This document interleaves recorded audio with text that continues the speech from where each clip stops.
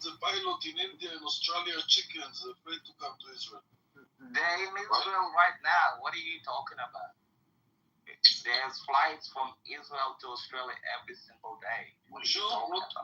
What airlines? What company? Qantas. Air India is there. Air India is there from India. Yeah. You sure about this? That you're not wrong? That I'm 100% correct. Qantas. 100%. I am 100%. Australians every single day from Israel. Okay, this is my first problem. Now you want to hear the second problem? Because there is a lot. Wait a second, Amos. I'm telling you, every single day, there's Israelis that fight Australia. Every single day. So what's the problem? Okay, this is my first problem, that I don't have a flight and you say I'm wrong. Okay. My second problem is that I have to represent my government in Gaza. That's my second problem. Why you have to represent your friend in Gaza? Because I think we should not be there. Why not? Because we have to come to agreement with the Hamas. Agreement with a terrorist, murderous, rapist operation? You wanna... Imagine there's no heaven. Imagine there's no heaven. It's easy if you try. No hell below us. Above us only sky. Imagine all the people living for today. Imagine there's no countries. It isn't hard to do. Nothing to kill or die for. And no religion too. Imagine all the people living life in peace. You may say I'm a dreamer, but I'm not the only one. I hope someday you'll join us and the world will be as one. Imagine no possessions. I wonder if you can. No need for greed or hunger. A brotherhood of man. Imagine all the people sharing all the world. You may say I'm a dreamer, but I'm not the only one. I hope someday you'll join us and the world will live as one. Really? Is this a song? Can you tell me the name of the person who sing it? Is it John Lennon? John Lennon, Imagine. No, I don't believe you. Don't trolling me. If you're trolling, stop.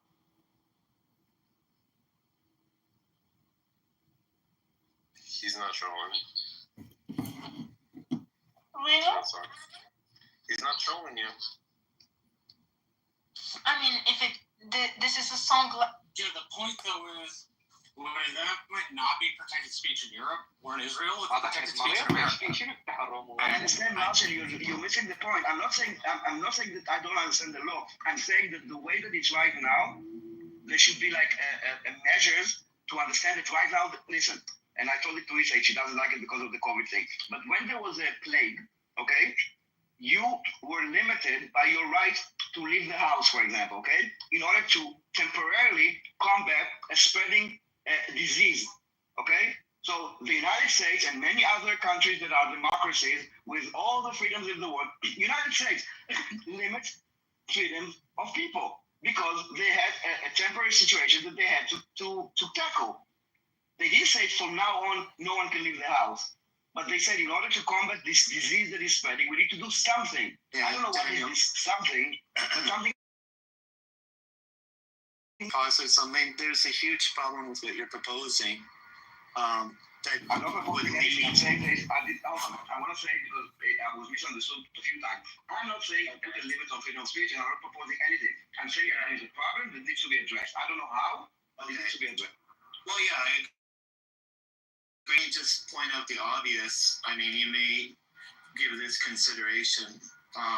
Or you probably already have given this consideration. But let's say there's laws, preventing people, like further crackdowns, let's say on university campuses, right? What's going to happen is that will just lead to more anti-Semitism.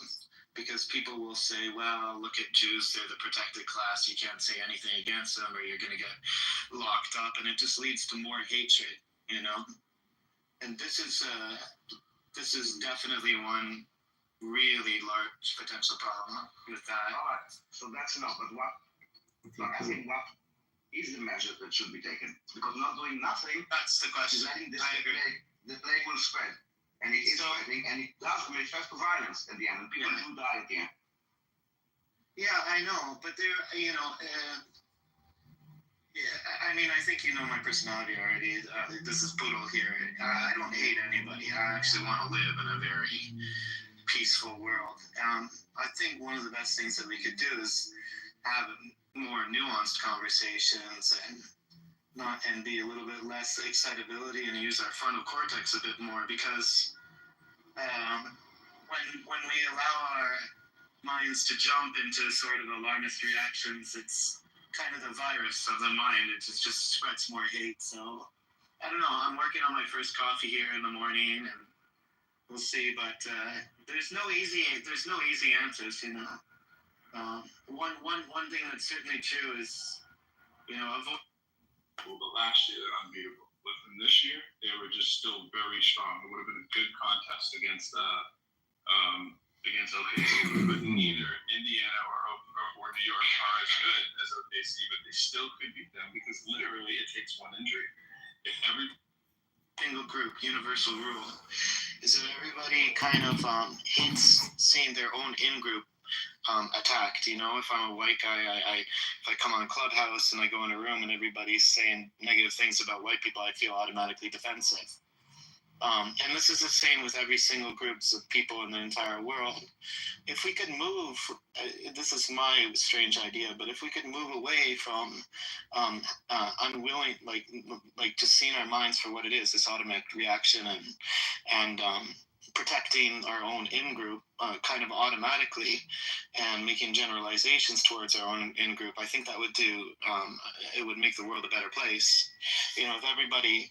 If a lot of these conversations started with, okay, these are my people, they did all sorts of shitty things, these are the bad things they did, and Yes, if everybody, all of that is Yeah. cool, and I get it about the in-group. Yeah. Problem is Yeah. the problem, and I can understand Daniel's urgency, because you can see it in the world, like how Yeah. dangerous is it actually becoming tangible for them. Like, I agree. people in the name of fucking free Palestine. Like, look Yeah. at what happened in the US. That should never be allowed. And Yeah. so, what do you do? Because I agree with you. And this was, Yeah. I was talking today. I'm a lefty, right? Yeah, but I want to address something in that the he case said. of anti-Semitism, I just want to say this quickly, and I'm gonna shut up. In the case of anti-Semitism, you're damned if you protect, and you're damned if you don't, right? Like, you, as you say, if you protect, let's say, through anti-Semitism, that creates more anti-Semitism, and that it confirms the people Yeah. that is like, okay, tell me who you cannot criticize, and I'll tell you. Yeah, who to protect the world. exactly. So that doesn't look good. The- But on the other the- side, the you issue- should put something in place Yeah. because people are dying because of this shit. The got lots of anti-Semitism issue is not about like arguments like in group. This is not the problem for the Jews to take care of. This is something that society or America or the West, whatever, need to take care of. Not us. It's not our responsibility. Yes, we are the one being impacted. It's not about you don't need to be a Jew to understand that this is wrong. And if you don't see that this is wrong, then the Daniel, problem I'm is in the talking to society. something else. Yeah, I'm speaking about universal principles here, because that's how I operate. I treat my own in-group and everybody else's in-group No, equally. I'm not talking about Yeah, the Indian, I'm I'm talking about society as a whole. I don't think it's a Jewish problem. And No, I didn't say that. What I'm saying is that I really respect other white people who in North America, and there's no doubt that this land here in North America was taken over by the whites, destroyed a native culture. It's horrible what they did, and it's true, and it's is wrong, and if everybody came to political conversations with this sort of transparency and honesty, then the kind of the tendency to protect everybody within our own group with absolute anti-Semitism, that really stops people from making peaceful bridges with each other. Because if you talk with some Jews, they'll promise you, oh, not a single Jew has ever done anything wrong. If you talk to some Palestinians, they'll tell you not a single Palestinian has ever done anything wrong. They're absolutely perfect. They're, this really stops meaningful dialogue from taking place. And I just mean this as a universal rule, not just Jews and Palestinians, every single group of people in the world, So I think it's a degree of flexibility and humility and letting go of defensiveness. And then we have to, so if we have that on the table, then you have to lay out, genuine criticizations against, Hamas and these crazy motherfuckers who just want to kill every Jew.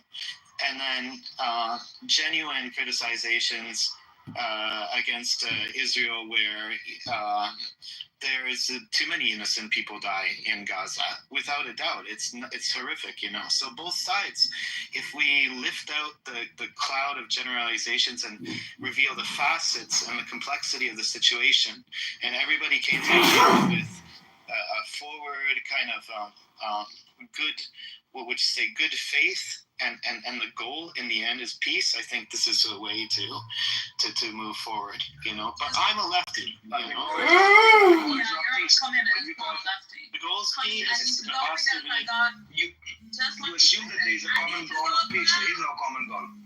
I need to go for a while, just to let you know I'll be back, but don't just, I'm not leaving you. Come back. You always stay.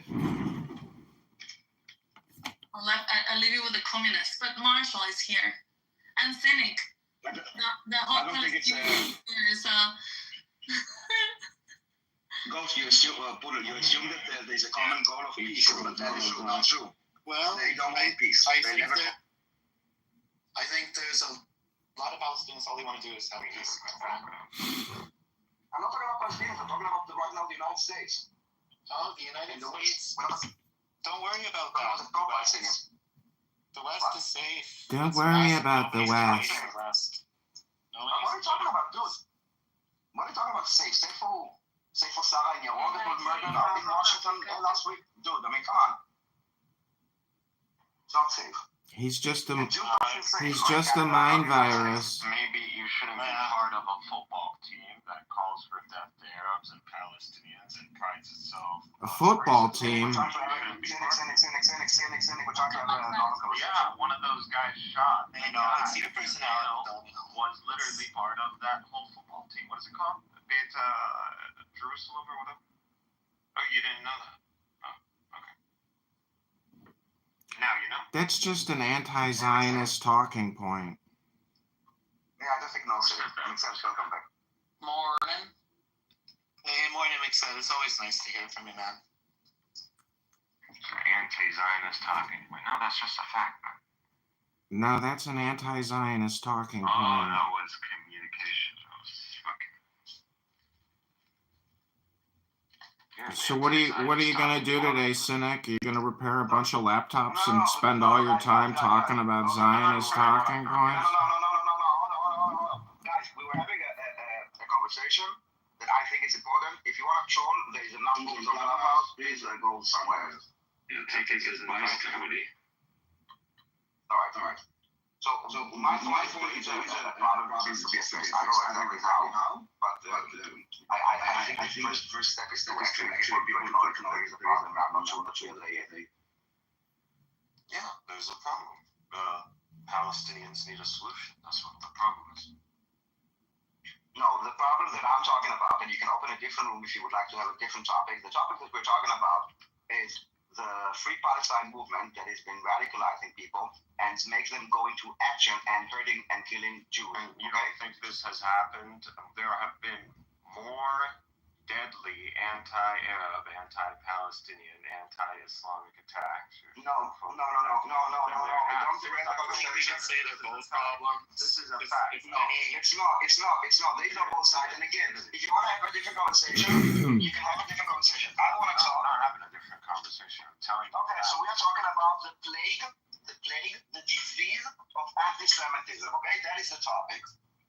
And it's not a Jewish problem, it's not an Israeli problem, it's a societal problem that allows this. And I'm trying to understand you were talking how to about propagate. Free Palestine and how you perceiving that slogan to be propagating anti-Semitism and to be like the propagating force behind this recent attack that took place. Of course, yes, exactly. So join the conversation.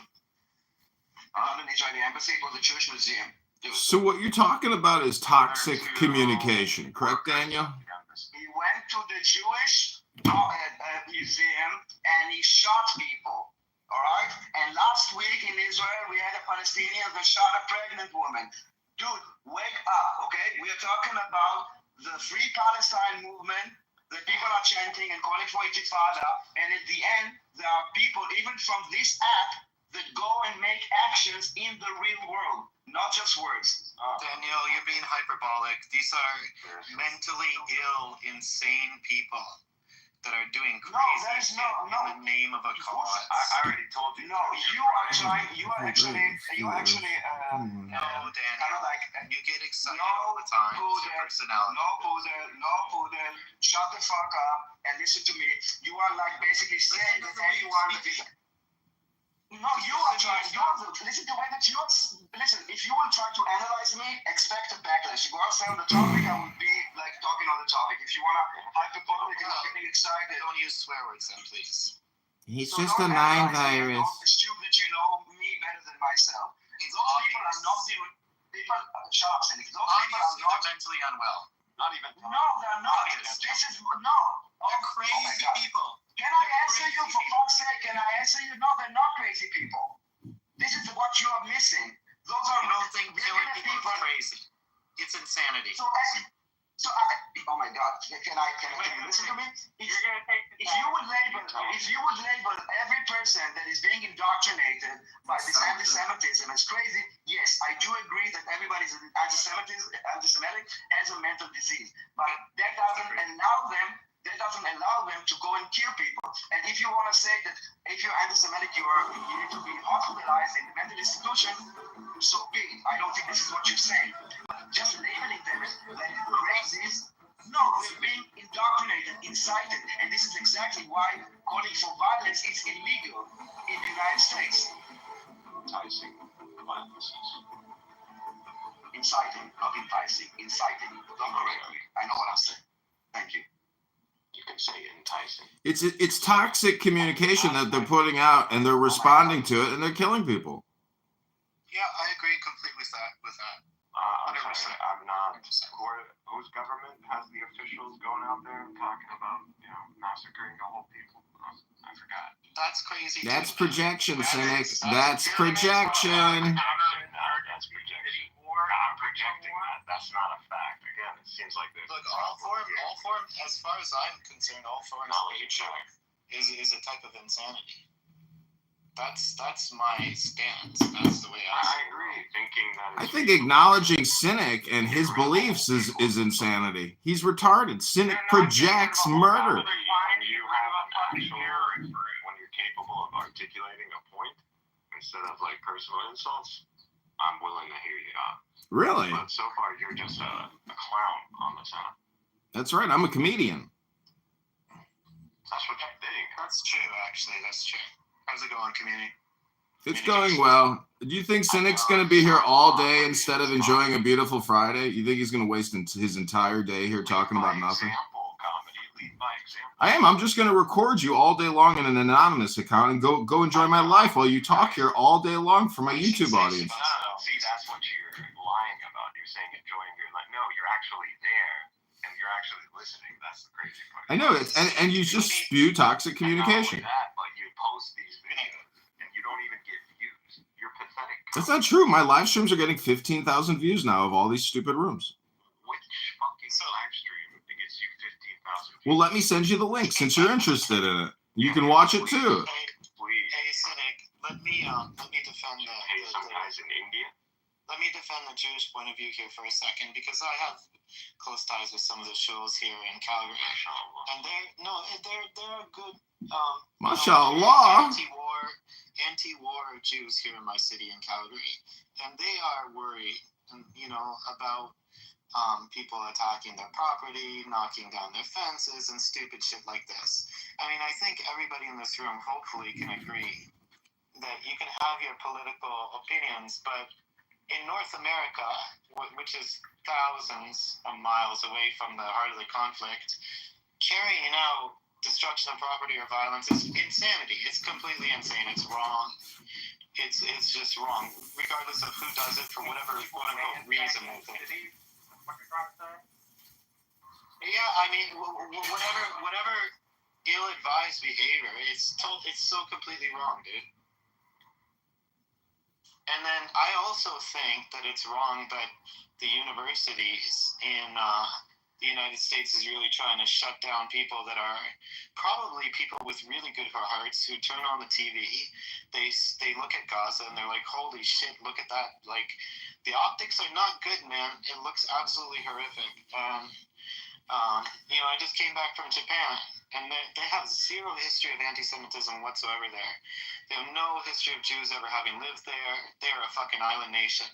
But the vast majority of the people there... Why are any Jews in Japan, bro? Yeah, they never banned anybody. The Japanese actually saved something like 2,500 Jews during World War II. You can read about it somewhere, or I don't know, a couple hundred, or I don't know. Anyways, but the vast majority of those people in Japan. Hitler never sent Hirohito a letter going, give me those Jews. Yeah, and he refused. But I'm just saying, man, like the optics, there's a lot of good-hearted people in this world like me who just want to see the conflict end, you know? And for anybody to come down on either side and say, you can't say this, you can't do this, or for any of the people that actually have concerns to go out and start becoming radicalized in any form and manner is just fucking wrong. Amazing, man. Well, the peaceful road is the only way. I mean, it does make for boring... But you can keep talking in general terms and these general slogans, but, you know, are you being realistic? What is a path to peace? What is your vision of a path to peace? For the Israelis would be not having Hamas in charge or anybody affiliated or related to them. I'm sorry, you gotta be like delusional if you think that the current status quo can continue, even if you take out Hamas, that you're expecting that the Palestinians are. I wasn't arguing that status quo would continue. I was telling you what the deal was. Yeah, we're talking about how do you deal with the current status quo, and you're saying, well, taking out Hamas, but, you know, even if you take out Hamas, that does not end the cycle of violence. Yeah, you have to censor the cycle of violence. You can't allow people to continue to spam violence in the way that you do. You have to be censored, removed from all platforms. I'm a little confused. Like, I talked about actually, you don't need to get out of violence on Hamas' land. Because you have nothing to say, comedy. You literally have nothing to say. You know, comedy, if there was a, sorry, I should call you communication. So, if there was an equivalent between censoring people and actually changing their heart and mind, I would agree with you. However, I don't think the two are equivalent. I think that censoring anti-Semitism may in fact backfire. Because, you know, the old anti-Semitic term, people say, well, if you censor, if the Jews are censoring everybody, then clearly, you know, they're in control of everything, blah, blah, blah, blah. So it's a double-edged sword. It's a very difficult problem. Again, what these guys were earlier talking about, Esau and Daniel's freaking silly dance, was about Daniel gets excited about pro-Palestinian protests and slogans like Free Palestine. Them connecting this with like, this recent attack. Well, I didn't hear him say Free Palestine. I heard him say it was people calling to be exterminated Jews. Who's calling for the extermination of Jews? Who's doing that? Hamas for years, for 20 years. Hamas doesn't call for the extermination. Oh, really? They don't create Shahada videos and brainwash their entire population with killing Jews? Oh, okay, Senek. Yeah, not local Jews. No one is going out there and Hamas even. Oh, they're not just indiscriminately killing Jews because of all this propaganda? Listen, clown. Of the Iranians, and the Iranians won't like. Takes a clown to know a clown. Honk honk. Before Iran, and simply because it's extremely problematic. I have to explain these Iran things was to you. one of its main funders. Since you present yourself as like some sort of like geopolitical expert, you know, it's crazy. Cynic, you're projecting. You're projecting. Okay. When did, just real quickly, when did Hamas establish it? Hey, when are we getting them? Hey. Okay, so now we go back into the camp. Block me, bitch ass motherfucker. Here we go. Started supporting Hamas. Bitch ass Marshall. Bitch ass Marshall Reagan. At least 2 or 3 years after their formation, the Iranians. I understand. That's not true. Okay. You're entitled to believe what you want to believe.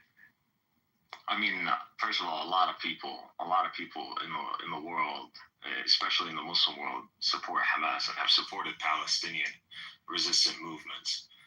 So at this point, I think there's you a might as difference well call between a Palestinian resistance based on movement this logic. and one that uses terrorism to make its point. I'm sorry. And one that okay. hides behind kids and has since its Thank you. inception. Thank you. I get it. Israel Zionists did not utilize terrorism to establish their, ethno-supremacy state. The most recent bout of violence is Did they do it? Hamas's last. Did they not utilize terrorism? I'm just asking you a simple question.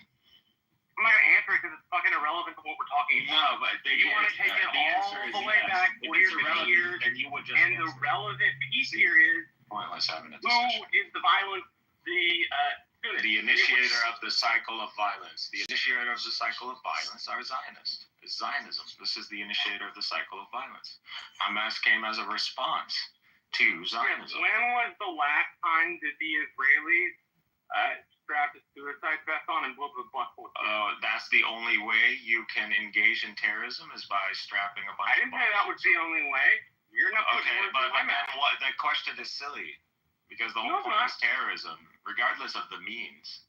As long as they lead to the same ends, then what the... Well, terrorism Why is does it a need to be word a that's vessel? cool and Why does it need to be a vest, I'm saying? Thanks, man. Appreciate it. You too. It's the lack of acknowledging of what is happening on the ground. That's how you make yourself look silly. If I tell you what is Zionism and what is Zionism seeking to establish, the answer should be a Jewish state. And how do you establish a Jewish state in a land that is predominantly a different demographic? You ethnically cleanse them. That's the only solution. I mean, it's a demographic. There's no other It's a solution. demographic that largely got there through colonialization itself. Arab colonialization, both under the Umayyads and the Abbasids, was complete. So I'm A lot of those confused. folks who don't draw their lineage back to Canaan, they're folks who were transplanted in an imperial colonial system itself. Okay, well, I don't know why we have to go back to. I mean, do you really want to do this? Like, is this what you want to do? So just because someone committed, because the point is so silly, let me just concede to the point. Assuming that is the case, and what your Arab colonialism, quote unquote, yes, was let's say the worst thing ever. Does that give you the right to go apply it, especially after 2,000? 1,400 years? It deals with the million dialogue. The strong do what they will, and the weak suffer what they must. I forgot. Dude, I'm a realist when it comes to international. Oh, I forgot you're one of those guys. Might is right, and who gives a fuck, right? No, I didn't say that. Okay. You could do me this really big favor in this conversation by not assuming the very. You just said it. You literally just said it. Oh, dude, I didn't. Those were not the words that I spoke. Oh, okay. So the powerful can do whatever they want. How am I supposed to translate? I do not believe in might makes right, but I do think in a situation like that, the person who ends up getting to make the rules is usually the person with the biggest stick. That's what human history. Okay, so it's not who again, might makes right. No, I'm not saying that. I'm noticing a historical trend. I don't think Fine. that makes right. Fine. We know the one with the most power and influence can usually establish their way, but here we are judging the justifications. That's all. Now, if you want to just simply justify Israel or Zionism simply because, they had the bigger stick, and that's where it ends, that's fine. But if you're going to go further and you're going to say, well, they are justified in using this stick because of these specific reasons, then we can argue the legitimacy of these Hit that like button. reasons. Hit that subscribe However, button at the end of the day, I now. believe Right now. that Quick, quick, you're quick, quick, going quick, to quick, quick, quick, concede quick, quick, quick, quick, to, quick, or quick, you're quick, going quick, to quick. attempt to justify ethnic cleansing. I'm not sure if this is something you're willing to do. Of course, I'm not going to justify it. Okay, so, and if I tell you Zionism, especially revisionist Zionism, necessitates that by establishing a Jewish state and hence a Jewish majority demographic, necessitates the ethnic cleansing of the predominant demographic, the majority demographic. And there is no other way to establish a Jewish state in Palestine other than by committing to that. So who's exactly, in the initiator here of this cycle of violence? Especially when you are not willing to justify ethnic cleansing. I think the answer to that question is obvious. Zionists. So the ones who initiated the cycle of violence are Zionists by attempting to establish a project that is self-defeating. Zionist or Zionism, an international movement originally for the establishment of a Jewish national or religious community in Palestine, and later for the support of modern Israel. That's how it's defined. Okay, that's a very general description of Zionism. However, I would say that would would like to use the Encyclopedia Britannica description, we sure can. No, but there are different kinds of Zionism that define different stages of Zionism. So you have like political Zionism, which didn't necessarily emphasize Palestine as this homeland or Jewish state. It could have been different regions. And then you have revisionist Zionism that deals specifically with the situation of Palestine after you had a sizable migrant Jewish group, becoming present in Palestine. So that is the model that, currently is established in Israel. It's revisionist Zionism.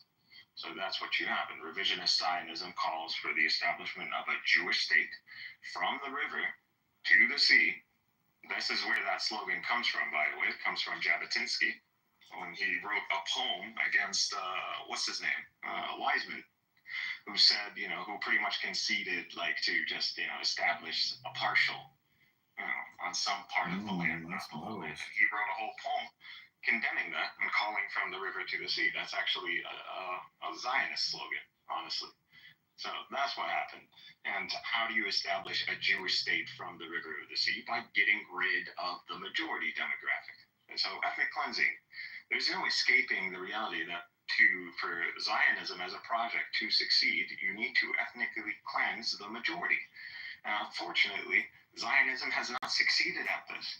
1948 was not a success. It was a partial success. You weren't able, the Zionists were not able to. Encyclopedia Britannica, and I'm looking at stuff in Encyclopedia Britannica, it's not very bad. What are you looking up? No, you're missing the point of what I'm saying. What are you looking up? Are you saying it's not saying what I'm saying? What are you looking up? I'm looking up Zionism. If you're arguing that I told you that what you have is a general understanding. What you have to be more specific. Anything with Zionist source that defines it? Just look up revisionist Zionism since you're so good at looking shit up. But I'm not sure why. The person who told me about it, it's on you to provide the evidence. I don't know what do you feel needs to be proven? Israel. Yeah, but you're describing a state that I already. think you need to be able to cite a source. I'm telling you where I'm getting my definition. I would like you to tell me where your definition. You don't know who Ze'ev Jabotinsky is? You don't know who that is? You don't know what revisionist Zionism is? That's not what I asked. I'm asking, where did you get the source for that? Again, I provided you with mine. What exactly do you want a source for? More revisionist Zionism and all of the other different kinds of Zionism you're talking about. What I want to know different types of Zionism. Holy God! For someone who loves talking about this shit, you don't know that there's different types of. Actually, I do not. Amos, listen to these terrorists. Listen to them waste their time. Listen to them never do anything with their life. Listen to these low IQ morons go on and talk about nothing forever, Amos. You are also part of the problem, Amos. You create these coexistence rooms, but provide no education on meditation and how to stop with your bullshit propaganda. You're spam. You let people spam, Amos. You are spam creator organizer, Amos. You don't educate. You are just old dirty bastard. We know what you're doing. I appreciate it. I know. But we must record and report and remove these people like Cynic. He is a terrorist supporter, terrorist promoter. I'm in your room now. Can you put all these records down and make a conversation? You talk 1 minute, I'm listening 1 minute. I'm talking 1 minute, you're listening 1 minute. What you say about my effort, you comedian little bastard? You are old dirty bastard, and I know why you like having fun, because you're just an old DB.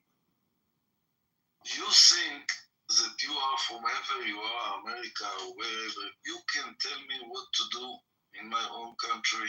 I'm not telling you what to do. I am diagnosing you. I am analyzing you. I am telling you that you are wasting your time because you don't work on education or Torah.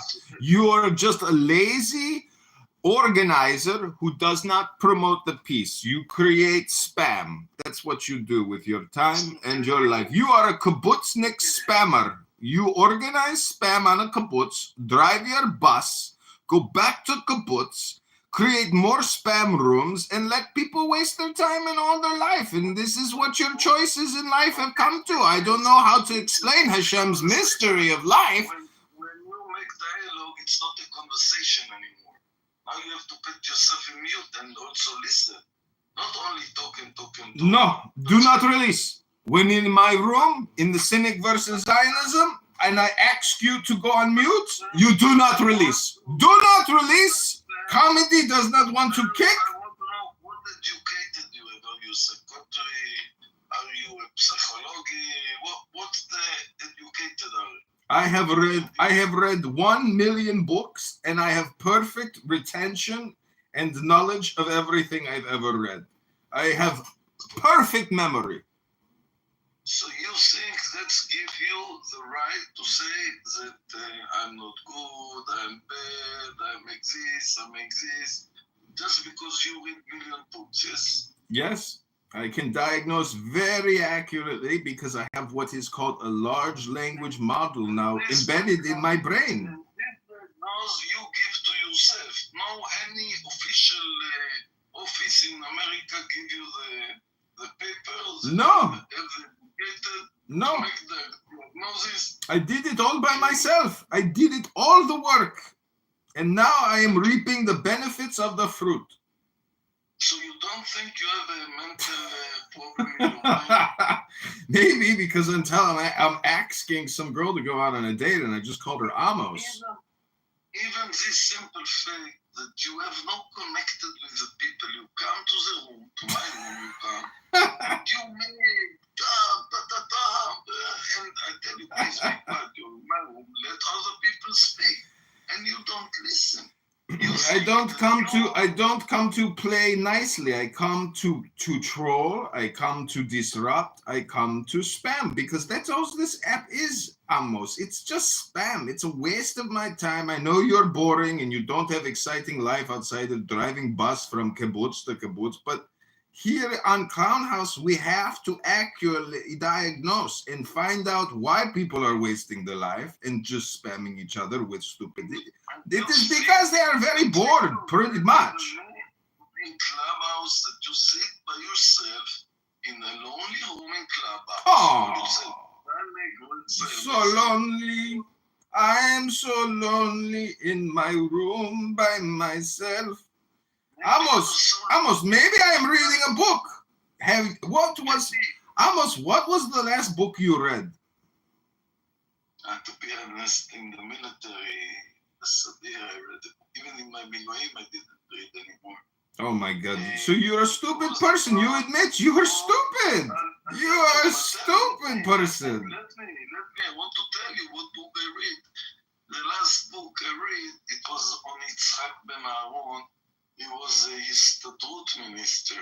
You know what is a Histadrut minister? Yes. There is a prime minister, the government, and the Histadrut is the second person in Israel who had the power.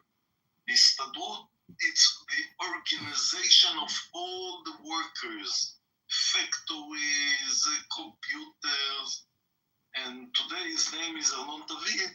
I read about Yitzhak Ben Aaron. It was the last book. And if he say stop, and all Israel will stop, I think this will be the end of the war. He has the power to finish the war. He has the power? Yes. If he says stop, all Israel stop. No buses, no ships, no airplanes, nothing. Israel stop. Because he decided to demonstrate, and if he decided to demonstrate, he didn't decide. He gave a warning to the government that if they go against the High Court, if they do something criminal against the High Court, Israel will stop. He will cooperate with the opposition. And if Israel stop, the war is finished. Now, listen, for a little bit, at least clever as you, I don't want to say that I'm more clever than you, what I really think, but at least I'm as clever as you are. You are projecting your cleverness onto me, and that is not very clever. Listen to my experience. I don't like experiences. I like facts. I like books. I like knowledge and wisdom. I don't care about experience. Donald Trump is the king of the world today. It's a fact. King, he is president of one country with 300 million people, with an infinite amount of dollars and bombs and weapons to do as we please. No one can stop America's power. So you agree with me that Donald Trump is the king of the world today? No, he's not the king. Now, Benjamin Netanyahu is the king of the world. My uncle Benji. Oh, God bless him. Rabbono Shel Olam. Now I understand. I told you before, he is my uncle. And you are also my uncle. But one uncle is greater than the other uncle. One uncle drives a bus, comes on Clown House and creates spam. The other uncle is leading a war effort against tens of thousands of terrorists. But you must understand that in Israel, not in Clubhouse, but in Israel, at least 50% hate this person that you call your uncle. And that's because they have been conditioned to hate uncle. And they are projecting onto him their own hate. Listen to Clubhouse. Listen, and I give you another advice. One of the Mossad soldiers that have been really a lot of years in the Mossad life, and he's from the secret people, he goes out and he say everything what he think about Bibi Netanyahu. Do you speak Hebrew or only English? Just English. Answer will not understand you. If I'll send you to my Facebook to listen what a Mossad person talking with his life, with his face, and his everything is outside. He don't hide anything. He said, I'm a Mossad soldier for 50, 60 years. I am retired, and now I'm going to say all the truth. What he say is attacking Bibi and his wife. And the Iranian money that they support through the German ships company, and all the money that is also one of his whatever relationship in the family, make him a millionaire with Iranian money. Iranian money, you listen? What the Israel blamed Bibi today that they get money from Qatar. or from Iran. Listen, is corruption. So all his coalition today sent my children to war to die in Gaza, while the person in the coalition sent their children to the synagogue. And all this to keep the coalition who keep Bibi from going to jail. Everybody said the war is finished. Bibi must go to jail, must be Why must he go to jail? He is a patriot and a savior of the Jewish people's nation. Why would you put your best people in jail? No, you promote the best people to higher positions of power and authority. Let him rule for 1,000 years. Do you hear me, Uncle Benji? Do you hear me? That somebody must investigate what's happened in the 7th of October. Yeah, they're investigating it in Gaza, you schmuck. They're not investigating at the Knesset. They're investigating in Gaza. I don't understand why you think this isn't a war to the end. I mean, what do you think they're doing over there? They're going to liberate the hostages and kill the terrorists. It's pretty simple. You're spreading propaganda, and you create spam and propaganda all the time. No, but it's not simple for the people of Israel. It's never simple. 600 days. 600 days war. It's not, it's for comedy in United States, it's understandable. It's not understandable to people in Israel. They go out to the streets. They don't want this war anymore. They didn't win. They didn't win. The Hamas keeping 58 hostages after 600 days. You know, it's not in Entebbe in Uganda. It's in Israel. Couple of kilometers from Israel, and Israel can't release those hostages. So Israel must admit that Israel lost. You can kill 50, 60,000. You cannot kill 2 million people. When you understand the simple fact that Israel lost in this war, everybody talked about it. You think that there is Gaza destroyed and people starving in Gaza and everything. But to be honest, the Hamas still keeping 58 hostages, still killing their own people, those who cooperate with Israel. They still controlling, you can say this way or another, but they still have the weapon, and Israel did not release the hostages. So don't you from America tell Amos, a simple kibbutznik bus driver in Israel, that your uncle is so clever. No, he's not. If you see the demonstration in Kaplan, what picture? Listen, Amos, the reason why my uncle is so smart is because he's happy. You think Benjamin Netanyahu's gonna let a bus driver from a kibbutz upset him? No, he's gonna keep fighting the war. He's not gonna stop until he cements his legacy. Another thing you don't know about your uncle, he never dirty his hands. Never. He always sent people. Those people from, it's not he who get the money from Qatar, it's those two people who work inside his office, which he says that they are the best Zionism, they are the best Israelian. But they get money from the Qatar, and they're working in the Prime Minister office in the first secretly place, the only secret place in all Israel. 2 workers of the Qatar money working inside. You understand, you listen, you understand, facts. Listen, Amos, you ain't got no money. Amos, you've got no money, you've got no Torah, you've got no Shabbos, and that's why you come here to Clown House to spam, to create spam with Cynic and Prince and Resistance and all these other deranged, psychotic spammers who engage in hate speech all day long. They are my enemy. They're your enemy. And I want to speak to my enemy. Nobody will tell me who to speak with. Not you, not your uncle, nobody. Of course not Shuki. will not tell Amos who to speak with. I will speak with anyone I want.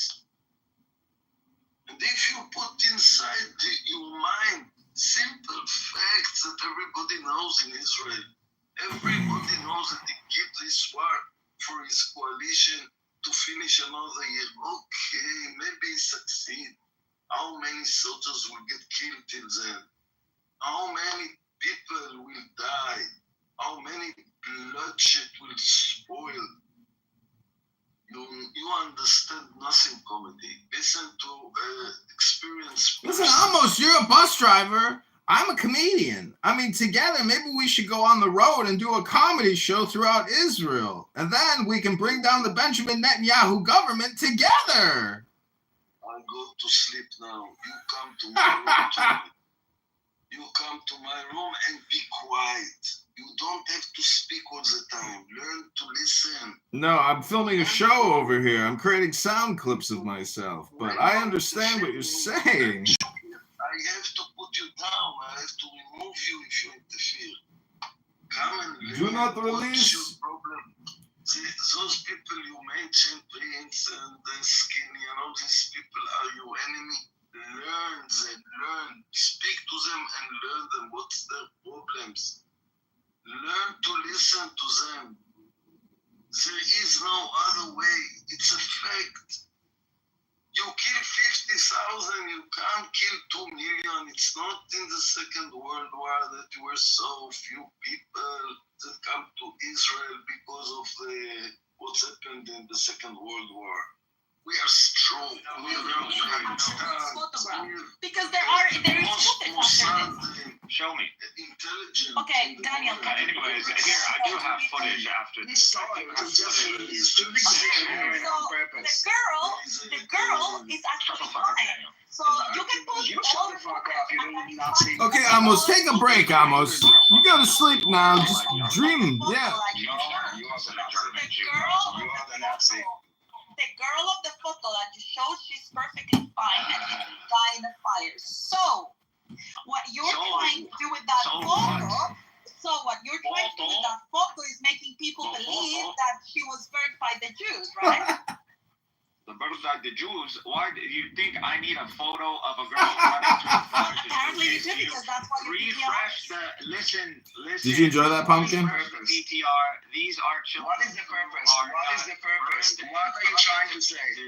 Amazing. What are you trying to say? A school was bombed, and these children were hit. Look at them. Refresh my PTR and look at these children. I don't care for your purpose. What is your point? Look at the children. I'm talking about the girl. Look at the children. If you don't care, Do you want us to put also photos of the slaughter that happened on the 7th of October? Because we could do that too. You can put everything you want. Exactly. However, We're not someone talking about a claiming- specific girl. I don't see children.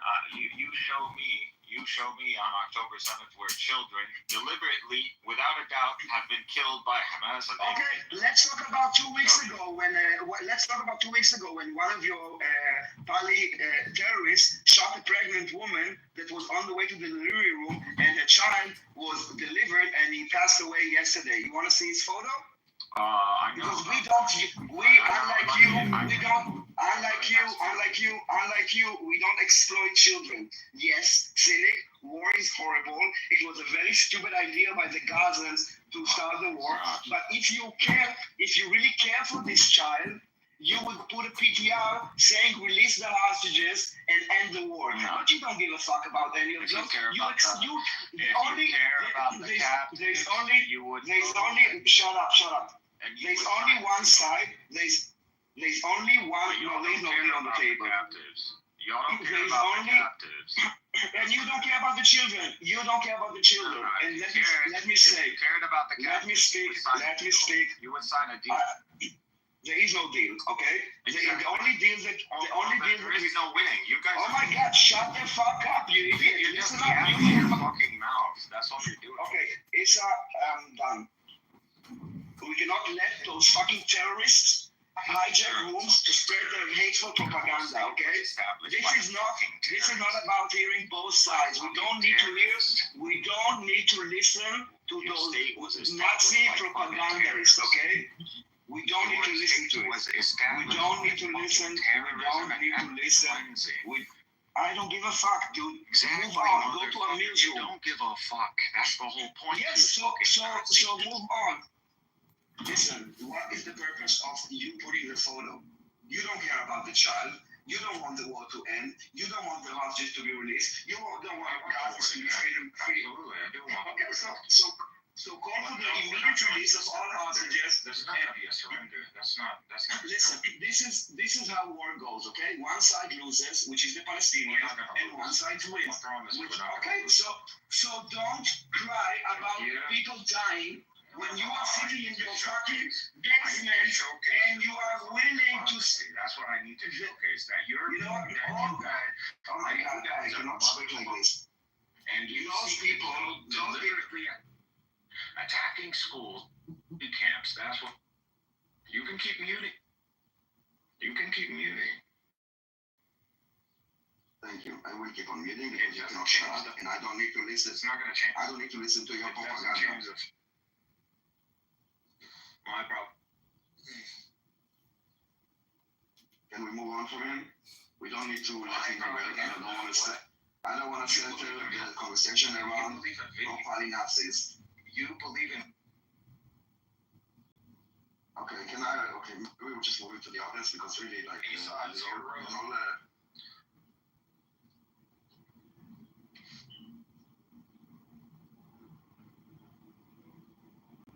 listen, I'm done being on trial with all those accusations, okay? He doesn't care about the child, and he's basically, there's only one side, and let's be honest, cynic. Who benefits from a picture or not a picture of a dead child? There's only one side that benefits from it, okay? And not only do they benefit from it, those immoral, inhumane people like Cynic are actually using those deaths to attack Israel. It's so evil, it's so twisted, it's so fucked up that they are basically enjoying those dead bodies. They're using it to attack Israel. They love it. They want it. Him and Hamas. Now, Cynic, is a loser sitting in a basement somewhere in the West. He'd say, we will not surrender. Yes, okay, so more people will die because the goals of this war are humane, moral, and just. It is about releasing all the hostages and demilitarizing the Strip. Now, if you really cared for the Palestinians, you would listen to them and listen to who is really oppressing them. Now, when they're distributing the aid in Gaza, they're saying, thank you, Netanyahu, thank you, Trump, thank you, America. You don't give a fuck about this. You enjoy this death. You guys are part of a death cult. It's sick. You need help, Cynic. You and all the pro-Pali Nazis. There is only one side that benefits from dead children. Only one side. This is awesome. Israel only has something to lose from it. Palestine only gains from it because you use those children to spread blood libels against Jews. You disgusting, vile piece of shit. So now that we finished with the pro-Pali Nazis, can we... Hold on, I'm back. So I mean, like, getting back to the point, as you see, because you two exist within societies that have you insulated from hateful speech, you don't have, like, the antibodies to actually respond to them. What? I agree. He's incapable. Bubble of protection where you don't get to actually hear what occurs in a free speech zone.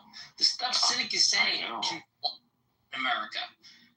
What? I don't understand you because he's keep on talking. Mexed, start over. Mexed, can you start over? I didn't hear what you said because Cynic is keep on talking while you're speaking. Can you start over? Goodness, you're a bitch.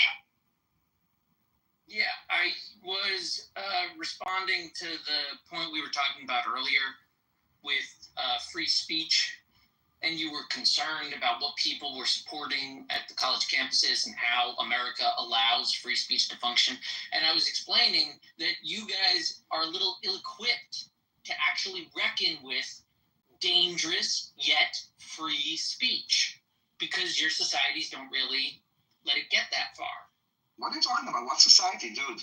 Israel. You think that you're different than me? Yeah, You think that you're different with me? Yeah, you're in What does it matter? Who the fuck's give? Like, dude, who cares? What are you talking about? I don't really get your point. I'm saying, listen, Maxine we is were talking making the about. case. Maxine is making We were no, the conversation was about the threats the Jews face because of this so-called Free Palestine movement. And then when Simi came, he derailed the conversation for us again needing to justify our right to exist. And he said, you do you. I am done being on trial when the verdict is set in the beginning, okay? I'm done. I don't need to explain myself. I don't want to fight this all the time. I'm fighting with ignorance that are using fake facts, fake images, and propaganda. And we did it for, oh my God.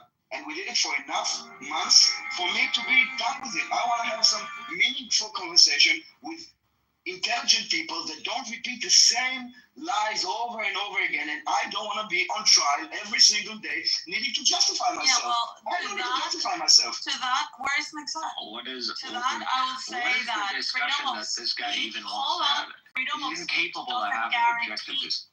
Freedom of speech doesn't guarantee you an audience. So you can say whatever the hell you want, but you don't have the right to impose what you got to say on people that don't want to listen. What you got to say, Who are you especially if they addressing? consider that you're Who are you addressing? Nobody has the obligation. No one is limiting his freedom of speech. No one is limiting his freedom of speech. No one is limiting his freedom of speech. He can go speak whatever he wants. I'm limiting in this room and in my ears. I like that is completely. That's a bona fide.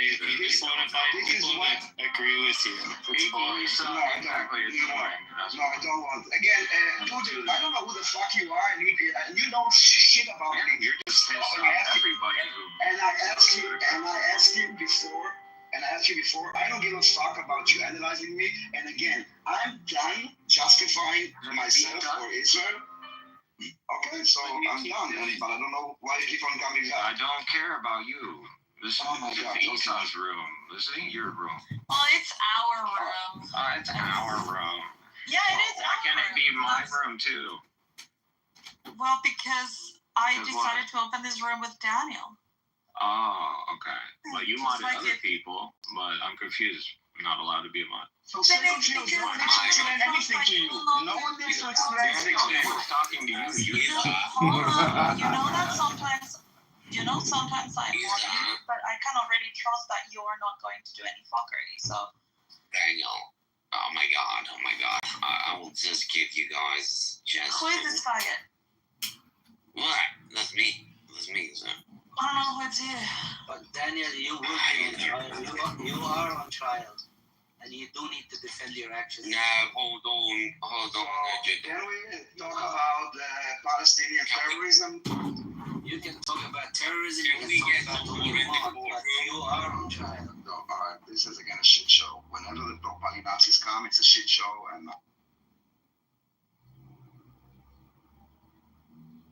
I moved him down. I don't know who that was. Cynic wrote, East of the double standards is why don't join your room. I hate people that beg for mods, by the way. I just have to say that when people beg for a mod. It's just, hey, what's up, Issa? What's up, Daniel? It's good to see you guys. Hello.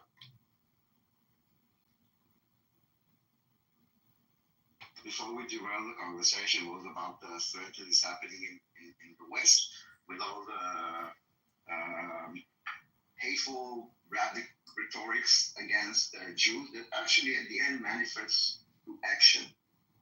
The rise of anti-Semitic attack, all those calls for Daniel, can you bring up Cynic again if he behaves? You do like this, I can't. I can't. So it's up to you, really.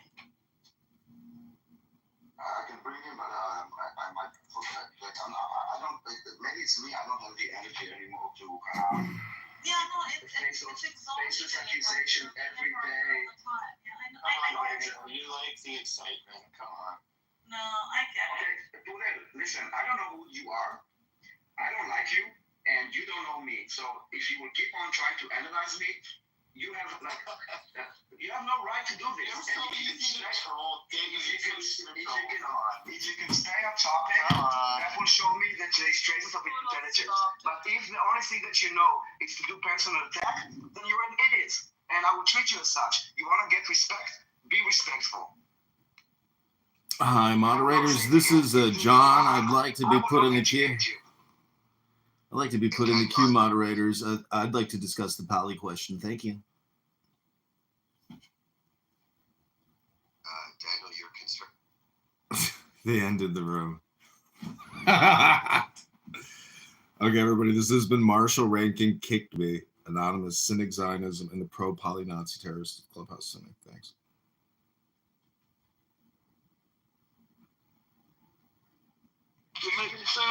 Yeah, no. God, and it's pretty ambiguous. We can dig deeper. So we've got two competing creator God claims. Then in Zoroastrianism, you've got their god Aha Mazda. So he's driving around in some sort of all good creator type way. So you've got three creator God claims. And then you've got ancient Egypt, who you could consider Ra or Atum or whatever in some sort, some versions. And then you can just say like regional tribal things that is it's ambiguous and undefined, typically related to some kind of animal spirit. So I'm just going to say they can't appeal to a god that was created before time, or that existed before time created, if they have to show up in the persona of something that was created. I'm just going to go ahead and pronounce judgment on that. And then you've got Hinduism, who they believe there was a thing that created stuff, but that thing by their own understanding is not considered a god. So you've got four. And out of these four, Zoroastrianism and Sikhism, two, are very ambiguous and not well defined. So the only God claim you have that is incredibly fleshed out and defined and goes back to before matter existed is Yahweh. That's the answer. So you can maniacal cackle and be like, well, what if, all you want. But instead of what if, never was. You have one actual defined, clung to by three different religions who all want to claim to follow the same God. That's it. Steph, Chris? I have a question about a self-created God. I didn't even hear anything you said after that because I've been pondering that. Like, have the holders of that never thought deeply about a self-created God? You'd run into problems with that theologically, like, immediately. Right, see, not well defined. So, it's like a self-created thing. It's like I'm a self-made man. Shut up. No, but a self-created God would need to pre-exist itself to create itself. You just did, like, already we've got... Alright, it's fine. No, you're completely right. So out of the four sort of kind of God claims, one is Hinduism, which doesn't even call their creator God a God. And then the second one is like Zoroastrianism, or Sikhism. And then the third one is Zoroastrianism, which is what you said. How can you have a self-created creator? So those are the four, and I'm being generous with that fourth one, creator God claims. So it doesn't matter how old someone's text. If someone's text is older than someone else's text, look at the appeals. But it's not. So it's like anyone could just appeal to creator God. Then why doesn't anyone? Okay. John, what's up, John? Hi, I'd like to ask you a question, Nate. Let's see if we can get me real fast. We'll get to you in a second. What's up, John? Yeah, I mean, I feel like a lot of times, all these cynics. This guy. Hi, Steph. A lot of these cynics on here, like Honey Badger, Roland, who come on this app and waste their time. Are you at an ultrasound for your unborn child? Okay, thank you. He's an unborn child. He's a self-creator. We have a new God claim. I'm sorry, John. You won't be interrupted. Go ahead. Yeah, no worries. I would just like to read a few just sentences, which is scripture, mostly from Psalms, if I may, because a lot of these people in this audience never get any good programming or any good communication on this app, ever. That's my fault. Go ahead. Give him some good programming. He's got a good poison. Okay, so I would just encourage you all to take the deepest breath of the day. Well done, good and faithful servant. You have been faithful over a few things. I will make you ruler over many things. God is our refuge and strength, an ever-present help in trouble. In your strength, I can crush an army. With my God, I can scale any wall. God equipped me with strength and made my way blameless. He made my feet like the feet of a deer and set me secure on the heights. May the Lord give you the desire of your heart and make all your plans succeed. Whosoever wants to become great among you must be your servant, and whoever wants to be first must be slave of all. For even the Son of Man did not come to be served, but to serve and to give his life as a ransom for many. God is our refuge and strength, and ever-present help in trouble. Let the peace of Christ rule in your hearts, since as members of one body you were called to peace, and be thankful. My God will meet all your needs according to his glorious riches in Christ Jesus. Show deep love for each other, for love covers a multitude of sins. Okay, I'm complete. Hope you enjoyed that. Well, thank you for reading some scripture.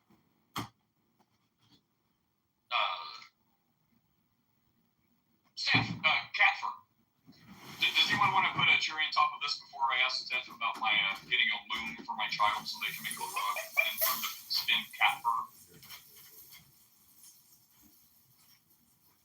No? I mean, we can handle that really quick. Don't do that. Look, it's not strong or long enough to create a contiguous thread. So even if you get her some kind of loom or like a what's that called? There's a little like a spool that you can spin fiber on. You don't want to do that because it needs to be joined with sheep's wool. So that it can be strong enough, or something else. But like cat and dog fur is not long enough fibers, not strong enough fibers to do anything with. But bunny fur is.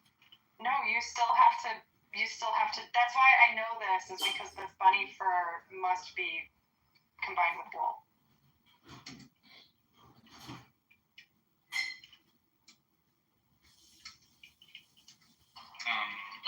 It could be like a really. What's a cat hat? It could be like a really tiny loom and make clothes for mice or something. No, the fiber won't stay together. Like she could make something, but as she starts to work with it, whether she's tying knots to make a rug like she wants to, or whether she's crocheting it or something, the fibers will fall apart as she begins to work with it. So no, Steph, you just need to have that faith in the mustard seed. Well, physics are still physics most of the time, right? We live in a world. Did you just say most of the time? Of the time. Yeah. Did you just say most of the time? Well, yeah. What were physics like before the Big Bang? Were they the same? Well, we don't know. We have no idea. Well, actually, they do. Mathematics shows that before the Big Bang, there were a different set of physics. Interestingly enough, you should look into that. Sorry, you cut out there. What'd you say? I said mathematics does prove that there were a different set of physics before the Big Bang, so you should look into that. It's a very interesting mathematical argument. You should, I'd like to see the article. I'd like to see the article of the scientist who says we know what happened before time started, because so our representative time started at that singularity. So to say before the Big Bang is nonsensical. It's incoherent. Hang on, before you guys, I don't know, I heard Big Bang and I just thought, God, please no, not agree something. But before we do that, let me put a thing on this. I've done a little deep dive. Thank you to my oracle. So I wanted to look into this. I'm like, well, look, compare these others because it seems like Yahweh is incredibly defined, even though the people the religions, Judaism, Islam, Christianity. Are we done with cat fur? Yeah, you said you could renew it for weeks, so yeah, I think that's right, of course. My kid has their own idea of how they want to do it. They don't want to do it the proper way anyway, but yeah. Okay, anyways. Send pictures, please. It's going to be a mess. Okay, so it's crazy. She's been saving up this massive container for like 2 years. She has tons of cat fur.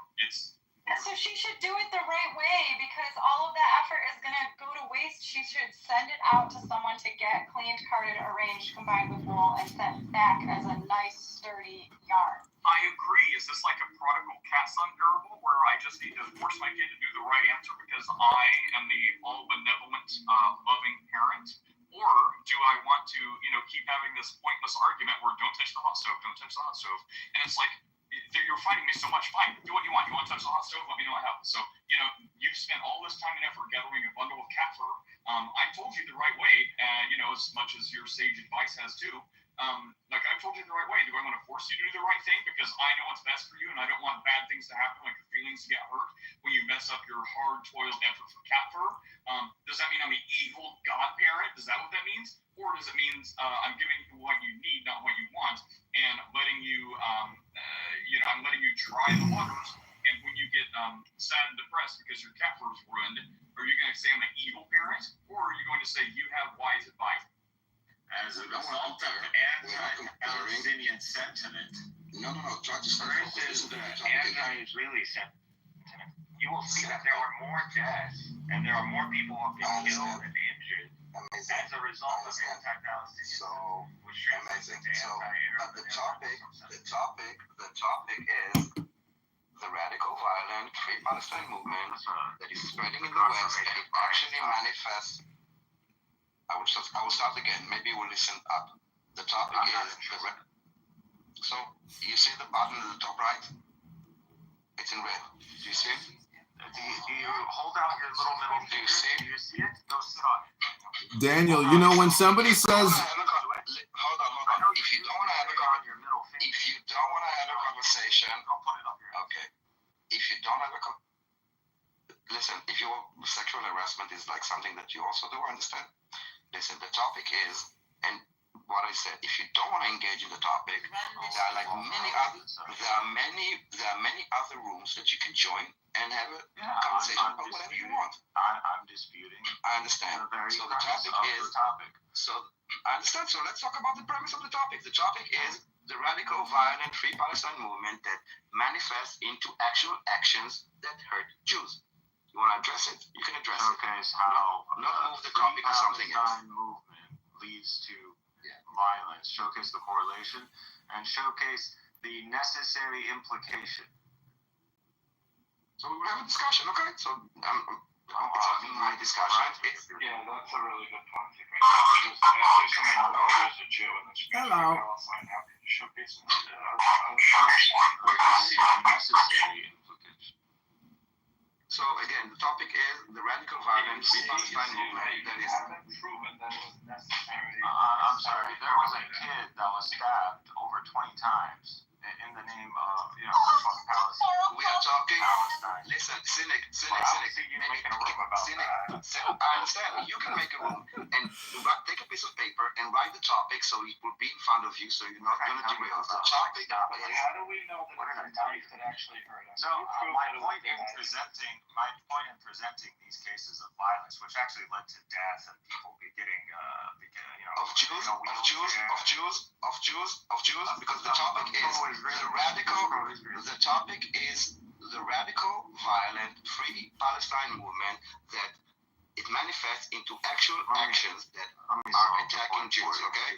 That is the topic. Can you, I will repeat it because it seems that you don't, no, you need to listen up. No, the way that you need to, the topic and the premise. Listen, I'm not gonna have this type of conversation that you're gonna just overtalk people. Okay, so we're gonna move you down if you're gonna continue. So you need to understand that when one person speaks, you cannot interrupt everybody on stage. Okay, cynic. You understand? Thank God. Keep him in the audience and then use him when you want to use him, but he's a waste of time. He just rambles and talks over you, and this is pointless. All right, so no, cynic. Shh. We're gonna go back to the topic, okay? No, you don't have to speak if you don't have anything to say about it. You can also listen. But if you want to speak, please speak on the topic. But we can wait. We can move to someone else. I'm just waiting on the topic. Are you done repeating yourself? Every movement, for example. Listen, no. If you're not gonna be listen, I want listen. I tell you what I want, okay? And this is why we. Okay. Let's topic is, yeah, Coco. I just wanted to say it's my clubhouse birthday. Happy. I don't know if it's a good thing or bad thing. Oh, thank you guys. It's another year that you wasted on Clubhouse. But I'm being honest, I don't think it's a waste. I learned a lot, actually. Where's Cynic? Did he leave? Yeah, he's downstairs. He's like cooling off until he has something meaningful to say. But I just wanted to... Yes, go ahead. I will bring you up, Cynic. But 1 second, just so you know, just know that exactly there's a limit of how many times we can bring you up, okay? So try to kind of stay to the topic. I just have one left, so don't... Yeah, Coco, go ahead. Okay, I just have more good news, but this is more for Isa. I'll be back in France tomorrow. Thank you for the good news. Why is it for you?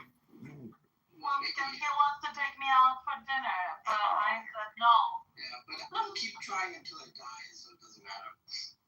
Wow. Alright, so... Don't get jealous, Cynic. When you come to Switzerland, I might, I don't know. You might ride my dick for a few hours. What? I know you want to. Yeah, like please keep your sexual harassment to a minimum. See, Cuckoo, that's how it's done, man. The simpy attitude of yours isn't gonna get you anywhere.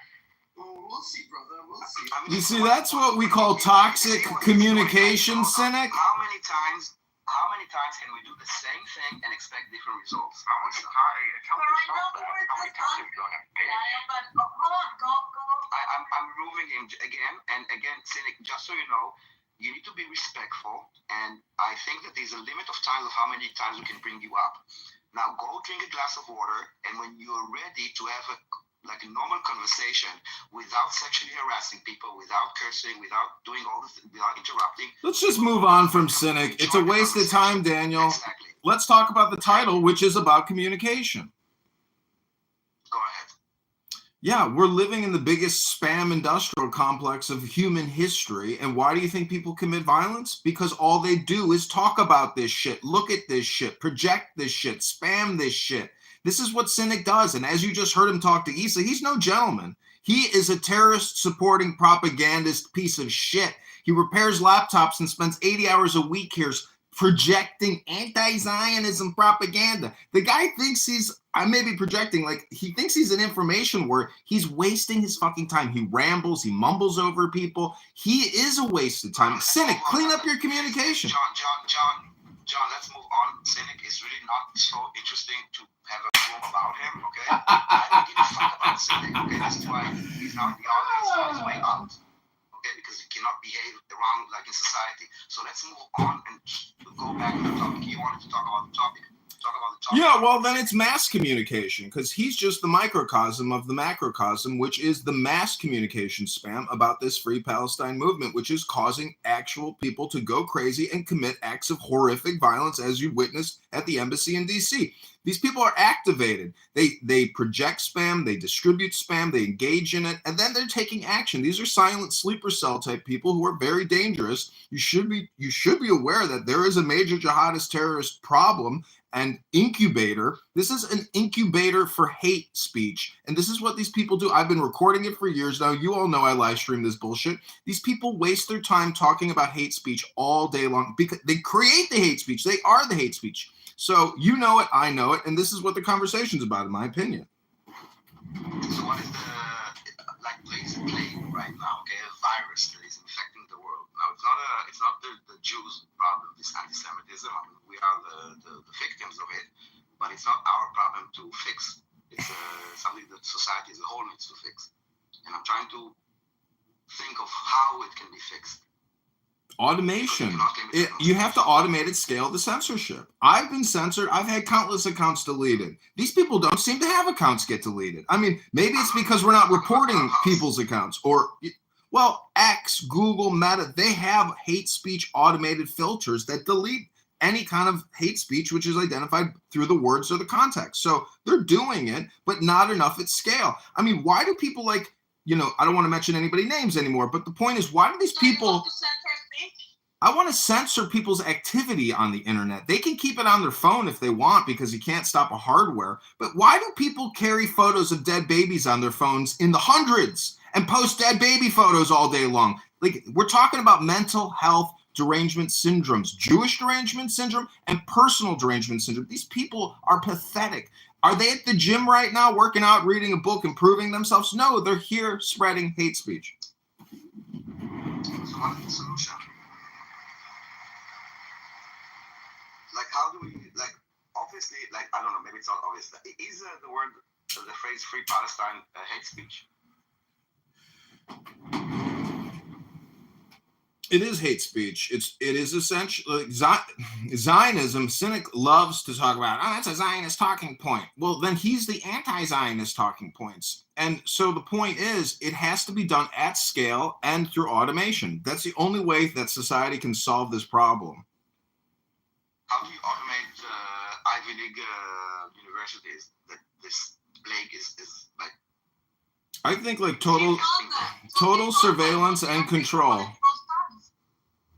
Again, scale and automation. It has to be done through essentially AI supervision and total automation. I mean, I think everybody has to be transparent. Otherwise, basically, Trump wants a surveillance state as China that, through artificial intelligence has us all cocked, right? Yeah, that's what I was going to say, John. Even though I agree with your sentiment that this is inherently, it's going to hurt people, right? And real life consequences. People can get killed from this, right? But at the same time, like, you have to have two thoughts in your brain at the same time. If you propagate this, right? If you actively put in measures to censor people, the only thing that's going to happen is that it's going to kind of strengthen their beliefs. They're going to be justified in saying, look at what they're doing. They're silencing us, right? Well, I will admit that I'm only suggesting this projection as the basis of a discussion. I mean, I understand freedom of speech. I support freedom of speech. I support all forms of speech. But it takes people to counteract these bad ideas. There's not too many people that counteract these people who project these horrific and bad ideas. No, I understand, John, but it's we're getting very close to becoming social justice warriors in our effort to combat this, right? And that's the caveat to this, or it's the double-edged sword, you could say. I know, but this is like an information warfare. I mean, this app is the perfect example of like the mind's eye battleground in terms of propaganda and politics, communication. But it's all spam. It's a waste of time. It doesn't improve yourself and it doesn't improve the world. You just absorb people's mental health derangement, toxic spam communication, and it's a waste of fucking time. Yeah, it's a virus. That's what it is.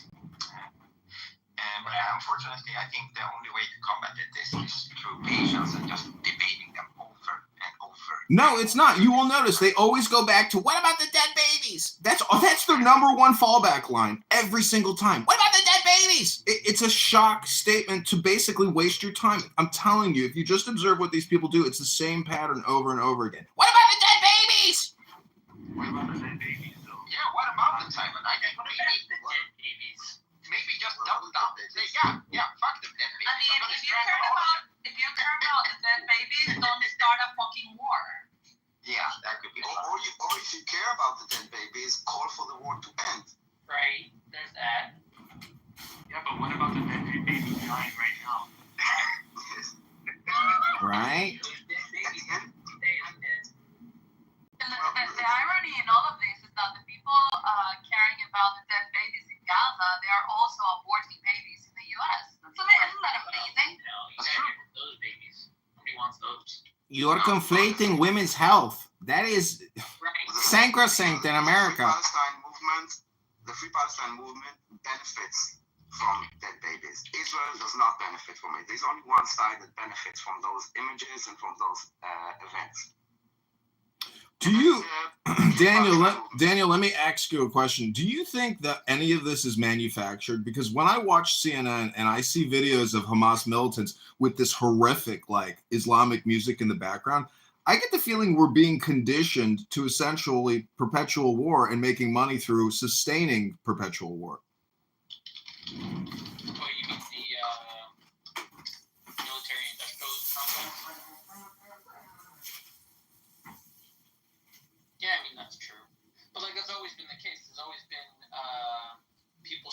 ideas with each other, good or bad. You historically by speech, but as we've become more literate, by press as well. And like, you can't stop the germination of ideas. They grow. Unless you want to get like the draconian on people and stop them from being able to talk with each other. Well, things have changed historically, because in the past, when someone said something, there was a concept called accountability. We are now in a time where you can create like 1,000 accounts that are fake. You can not even have a human behind them. You can have bots that are spreading these things, and there's no accountability. Right. And Well, I wouldn't say that didn't happen in the more past. accountability, right? Because if we were to theoretically like have let's say a state operator that has tremendous resources, is an army of troll bots, Russia, Ukraine, China, whoever, America could have it, right? The NSA. And these troll bots could go and create a bunch of fake platforms, but there would be, to some degree, accountability in that we could identify who did it. How? By investigation. Meaning, like, you're saying, like, if they cover themselves up perfectly and no one can figure out who it is? Wait a minute, create now an army. First of all, you don't need to be a state actor anymore. This is something even for me. I can create 1,000 bots that will go on Twitter with AI, with my messaging, and you would not even know it's not a real person. And don't try and find me. Okay, so you're right. There's no accountability because we can't identify you. We think that there's millions of people that share the view, and as a result, millions more agree on with the million that you planted. So you plant 1 million, you get back, let's say, 7 million human followers of this new idea that you have. Is that like bad, or did you just convince people to something? No, I think it is bad, because I think the basis of democracy is about like having like debates, like convincing each other, like, you know, this is democracy. It's not like one coming from the government and you just comply. People debate, you know, you have left, you have right, you have Democrats, you have Republicans, you have like meaning everything in between. You made it look like your message was shared by millions, so that like you could get your 10 million. Whereas if I had simply put up the same message but without the fake followers, and I got like, let's say, 3 million, that's still the message. The message is what you're focusing on. Like, these people are agreeing with this. Yes, they can be tricked into agreeing with it by thinking other people agree, but in the end, it's the content. And I'm saying, like, if those people are convinced by that content, then that content empirically, conclusively, deserves attention. Not necessarily, but if 8 million are convinced, we should have probably talked about it. But McZed, can you give me the 5 fundamental principles of communication? No.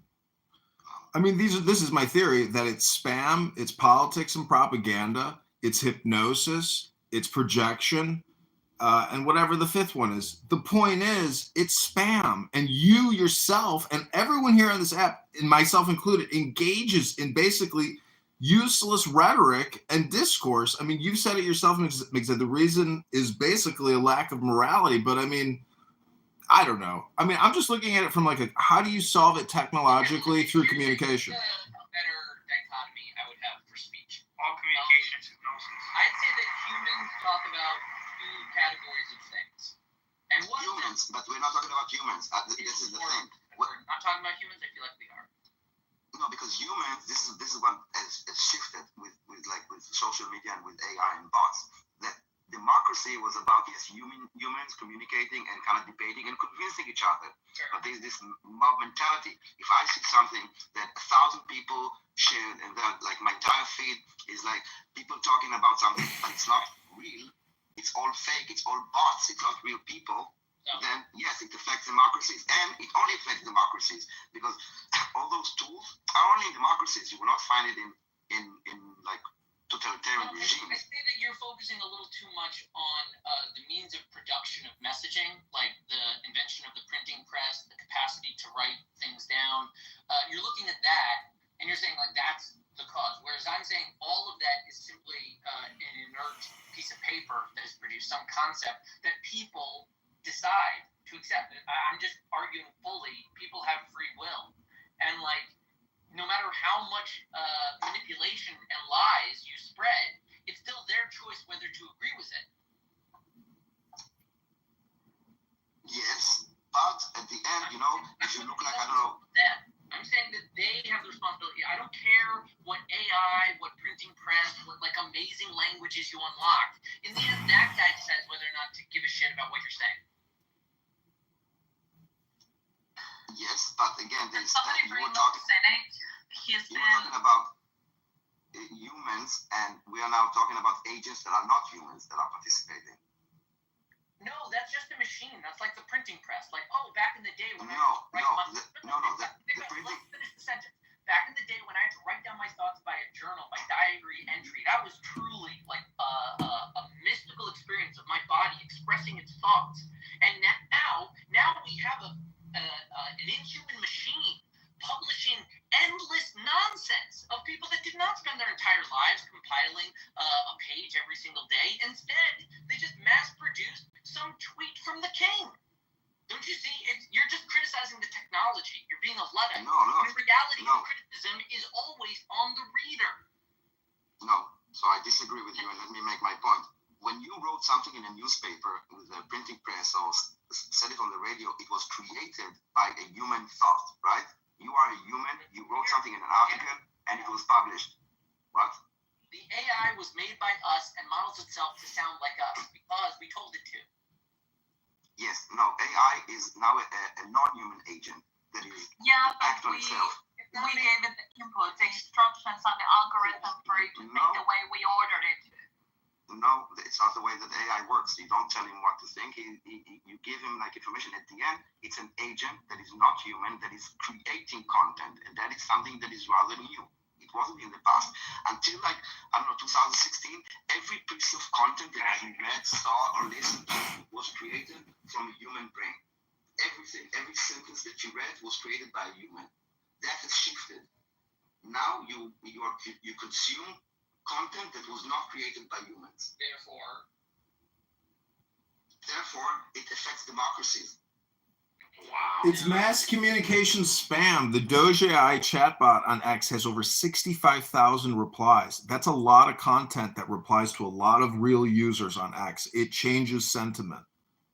Okay, you know what we should do actually? Like spam and politics. I'd say that people discuss two things. They either discuss the world, all of existence, and they use terms like math and logic and physics, or they discuss people. Usually people discuss people. Most of what people are talking about is other people.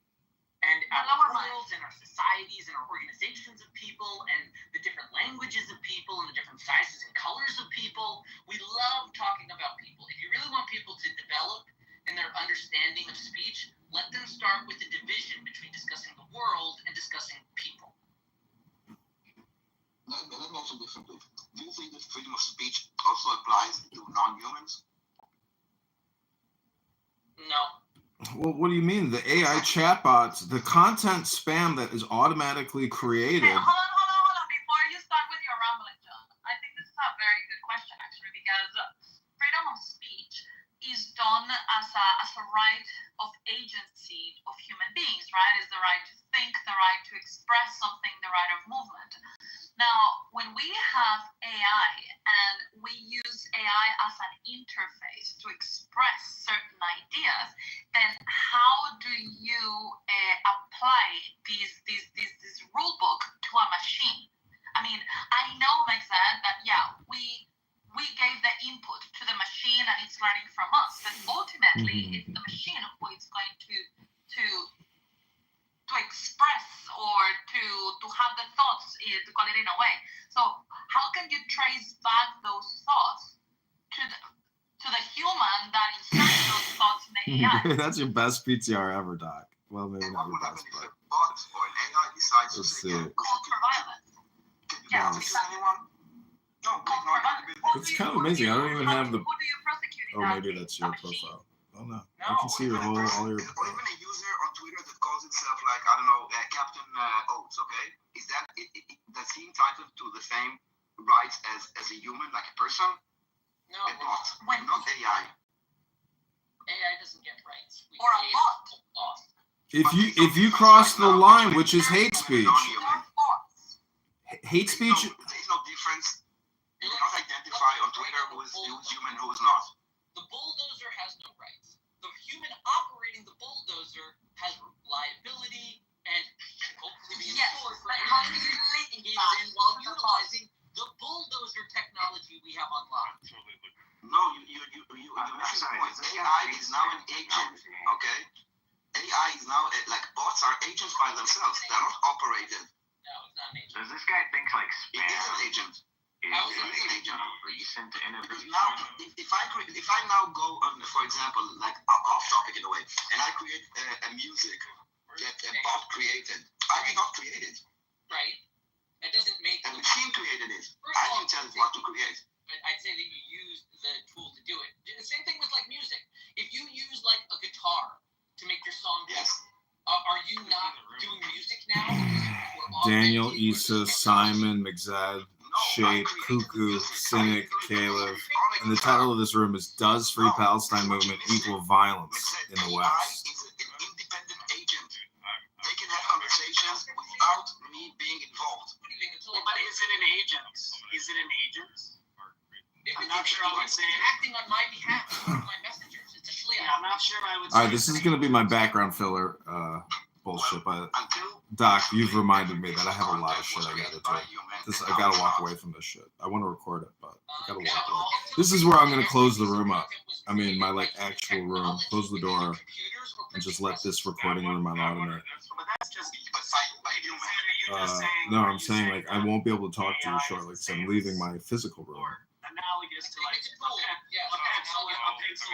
It's just a pencil and paper. It's a pencil and paper or a spell check.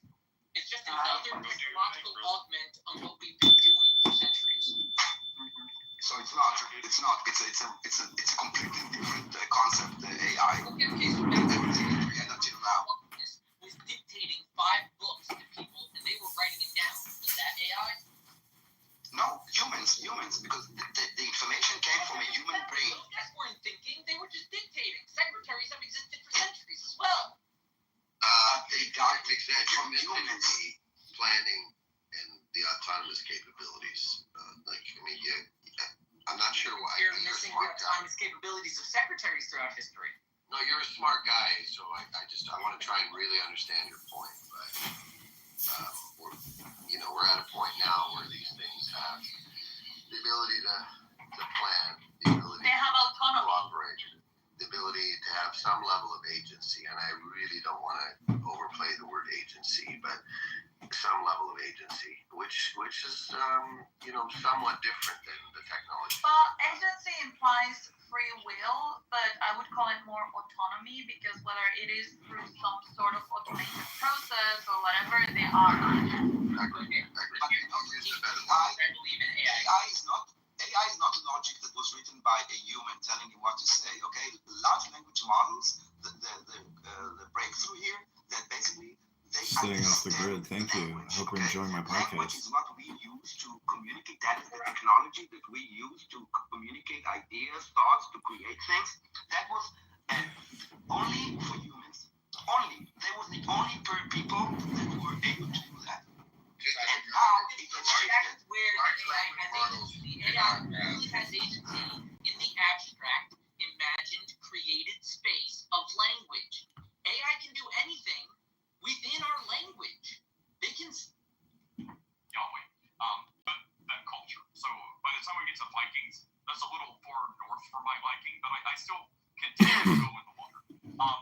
But even Odin, the All-Father, In a very complicated and functional system of concepts and ideas. But in the end, if it wanted to mine a rock, it would have to communicate with the actual world. And human into doing that. So, but it's not human. That's exactly the thing. You can have now an agent that is not human is participating in our policy. That the natural limit of its agency is the imagined space which it exists in. It's only words. It's only ever words. The fear you have is of people that will follow those words and they will be dumb. That's your fear. You're afraid that people will follow the instructions that you don't trust because you don't know how it functions. And that's fair, because people are stupid and they do as they're told. But I'm telling you, it's not the technology. It's not like, oh, this super agent. No. It's that people who read are often dumb, and that has always been dangerous. Yes, but Mexed, if until like, I don't know, 10 years ago, if I would say, go kill the Jew, and you went and killed the Jew because you read it, I would also be responsible for it. In Germany? No, I'm talking about like until we had, listen, if I call for violence, okay, and then you say the reader is dumb and he acted upon this call for violence, like Princessa, okay, she was like indoctrinated. Okay, maybe that's not a good. Let's say something more like out front. Like I'm calling for the actual. Hold on. I'm talking about someone who's actually saying go kill a Jew. Okay, that is something that is illegal, right? You can arrest me for just saying it. You cannot do the same for a bot. So you can blame the reader, yes, but what is the accountability of the creator? There is no. But I think Mexed's point is interesting. Addressed, I believe, in Kiddushin regarding Shliach, right? What is the moral culpability if I instruct someone to kill on my behalf? Who is morally culpable? And the rabbis say, the hitman. He decided to commit the murder. Even though you instructed him, you wanted him to do it, you benefited from it. And you could get, like, probably some lesser offense, like accessory. But the person that decides to kill, he's the one that has the agency. He's the one that has the choice. It's not the point here. It's not the point. I mean, Mexed has an interesting point in the sense that, like, the human brain wants to outsource all kinds of stuff to external things that make stories that like help us organize, because it's just too much for our brain wants to like preserve itself and preserve its energy, right? So like there is something to be said for too much outsourcing of that, of the information. Yeah, I'm going to say that slightly differently. There's plenty of axioms and call to authority that humans rely on, and it would be completely irrational not to. So there's a reliance to say, I mean, that's the crisis we're going through right now. Like there's institutions I trust that they're the historical authority, and I can look it up in encyclopedia, I can look it up online, I can find it out. There's no way I'm going to remember everything. I go to my doctor, I don't quiz my doctor every time. Why did you choose this antibiotics? I trust my doctor. I should trust the institution.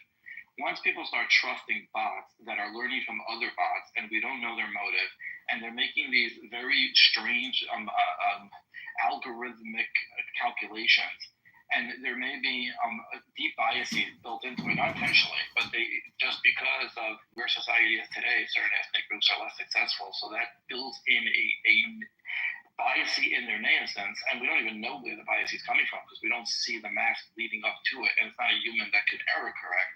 So we're going into a place where humans are just going to rely on these bots and really don't have a way to track the source of the information. And AI does make their own decisions. Like they don't necessarily comply with human instructions. Your example of a secretary, that was a human instruction, there was a human content, and it was controlled by a human, and there's someone that takes responsibility. AI can make his own decisions, can make his own mind, and can make his own text and music and photos and videos and whatever. That's a good point. That's what I'm talking about, man. No, but that's a good point too, right? Because secretaries and copyists were better off being dumb. Because if they were able to like, oh, that doesn't sound right, and then change the text, right? Somebody, for example, right, in like Bible study or Mishnah or whatever, right? You look at the manuscripts and you say, this person changed the word, right? It's better to have a stupid copyist than a smart copyist. Bima. But if AI is actually intelligent, that changes the story. Bima, you just reminded me. I've got to get to the gym. Yes, and I should go now. Humans, and they, right now, but I would be willing to communicate with you briefly for 5 minutes. If you want to say hello, I will. Oh, I got a good hypnosis for you. it's just like Bible passages from Psalms. It's very smart. It's so much smarter than anything you just listen to. But nobody wants to read scripture. Everybody would rather do chat. That's kind of an interesting thing. Is like people prefer to just, you know, chat, because this is actually like an update for a lot of these people, because they're not really using social media. They're very lazy and they use Clownhouse, so they don't know functionality within YouTube or X. But nonetheless, there's so much spam, and it's such at scale. Like if you look at the actual numbers of spam in terms of like how many videos get created, how many posts get made, I mean, it's so shocking that it's like terrifying. It was just accepted, and nobody even questioned it for a long, long time. And I think that's going to get worse. And so much of it is fully automated. As people outsource their thinking to AI, which is inevitably going to be built in with the bias of what's digital and the bias of what's currently true. Well, I don't think there's a problem necessarily with being the bias of like the most up-to-date current information, but like in terms of no, it's not like that, but I'll tell you. I really don't think people understand how AI works here. The majority of information that can be produced is incorrect. That's a simple like thing we can say. The true information is narrow. There's one grouping of true, and the majority is untrue. Which is to say, yes, if we have like a lazy language model that is simply grabbing as much information as it can, it will have invariably several incorrect sources to support it. But because you are human and you don't want incorrect sources, you should also anticipate that the designers and controllers of these technologies also don't want incorrect sources. I'm not about incorrect or correct. I'm talking about responsibility and accountability. Like, responsibility and accountability always goes with the owner. You can't utilize it today without what I mean by currently true and incorrect information. What I mean is if it's researching a cancer and it finds out that a certain ethnicity and a certain behavior and correlation and causation are common mistakes, and they get more and more difficult the more you give it to algorithms. So they're going to say like this cancer progresses, and really the reason for the cancer is because of a diet. But it didn't take into account the diet. It took into account the ethnicity, the location, other activities, and now it's going to like be like enshrined that the sun causes it. And really, it was like the radishes. And humans are constantly curious and pattern seeking. And we make mistakes in different ways, and progress is slow. But humans will come in one day and be like, "What if I just turned everything upside down and looked at it another way?" Now, who's telling the bots just like ignore everything you learned and start again? Well, I mean, you can do that. You can try. They did an experiment. What's the difference between a with bot and AI? Bot for AI is artificial. A bot is basically something a human engagement. I think some. I will tell you. A bot is not a human agent, but the logic was written by a human. Meaning, if someone says this word, say this. If someone says this, say.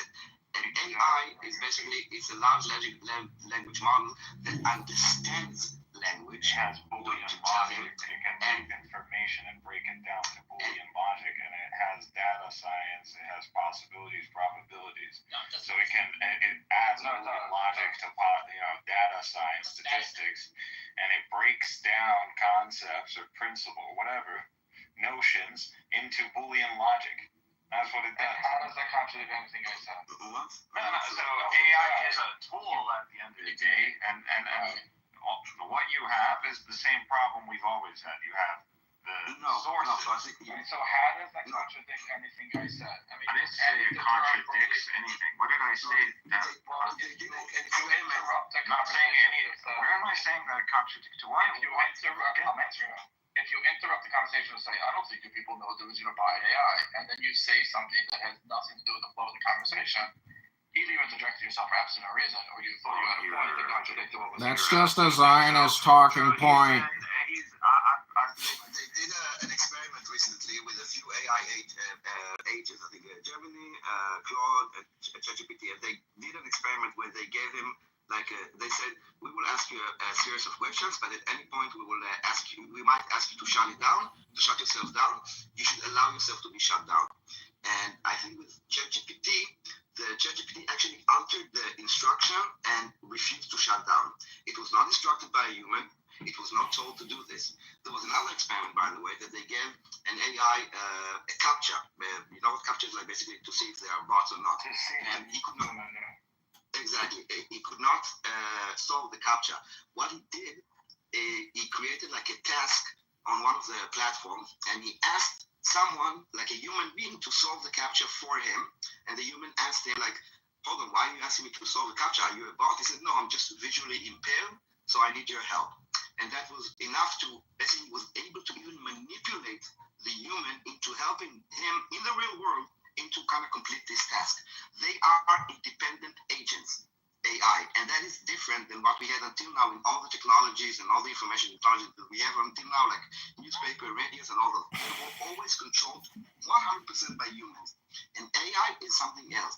My point is that right now we're treating AI, at least on Twitter and TikTok, as if they are like the same as human. And I don't think that, like, for example, when you ban someone from Twitter, I think it should be very hard for you to ban a human being, but it should be easy to ban a bot or an AI. And right now we don't see the differences. Well, Cynic is a spam botter. I mean, he's here right now. Look at his PTR. That's pure spam. Cynic is just a propagandist and political spammer. That's all he is.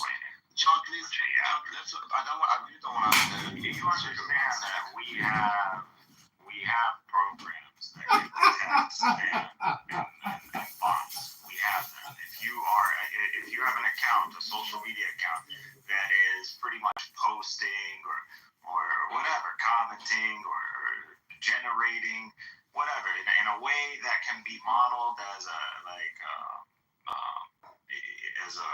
sequence, a specific sequence, a series. That's it. That will flag your account, and usually your account is going to be flagged as a bot, and it's going to be closed down, or you're going to be shadow banned. Well, okay, so that's what I wanted to clarify. That we had the issue of bots and spam prior to machine learning. So we had this. This was, it's very easy to create a bot account. There was a creator that gave instructions. Okay, so I just wanted to sideline this whole bot spam thing. We've always had this problem. So we understand that. And also today on social media, there is no terms and conditions that any of us are aware of that make a distinction between a human and a bot in its policy of throwing them off. So and I don't even think that Twitter has a rule that you must identify yourself as a bot. So if I write a bot, which now can do its own thing, it's not just repeating over and over what I just said, and it's not even if someone says hello, respond back hi, it's figuring out its own way of manipulation, then that is not even against Twitter's rules. So at least the bot should have to say, like, you're talking to a machine. You can have pretty sophisticated predictability models that can detect this. At the end of the day, this is an AI. It is working. It's working based on an algorithm, and algorithms can be detected. We haven't. That's fine. But that's not true. Actually, let's pretend that it's true. X doesn't do that. There is no flag of a blue check mark and then a bot check mark.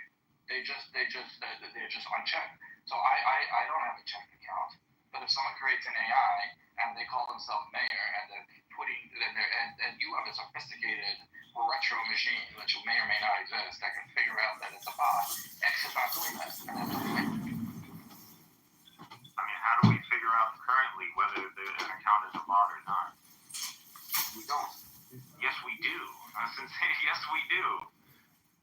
We know if accounts are bots. Yes, bots are getting more sophisticated now that we have machine learning, but we know. How do you know?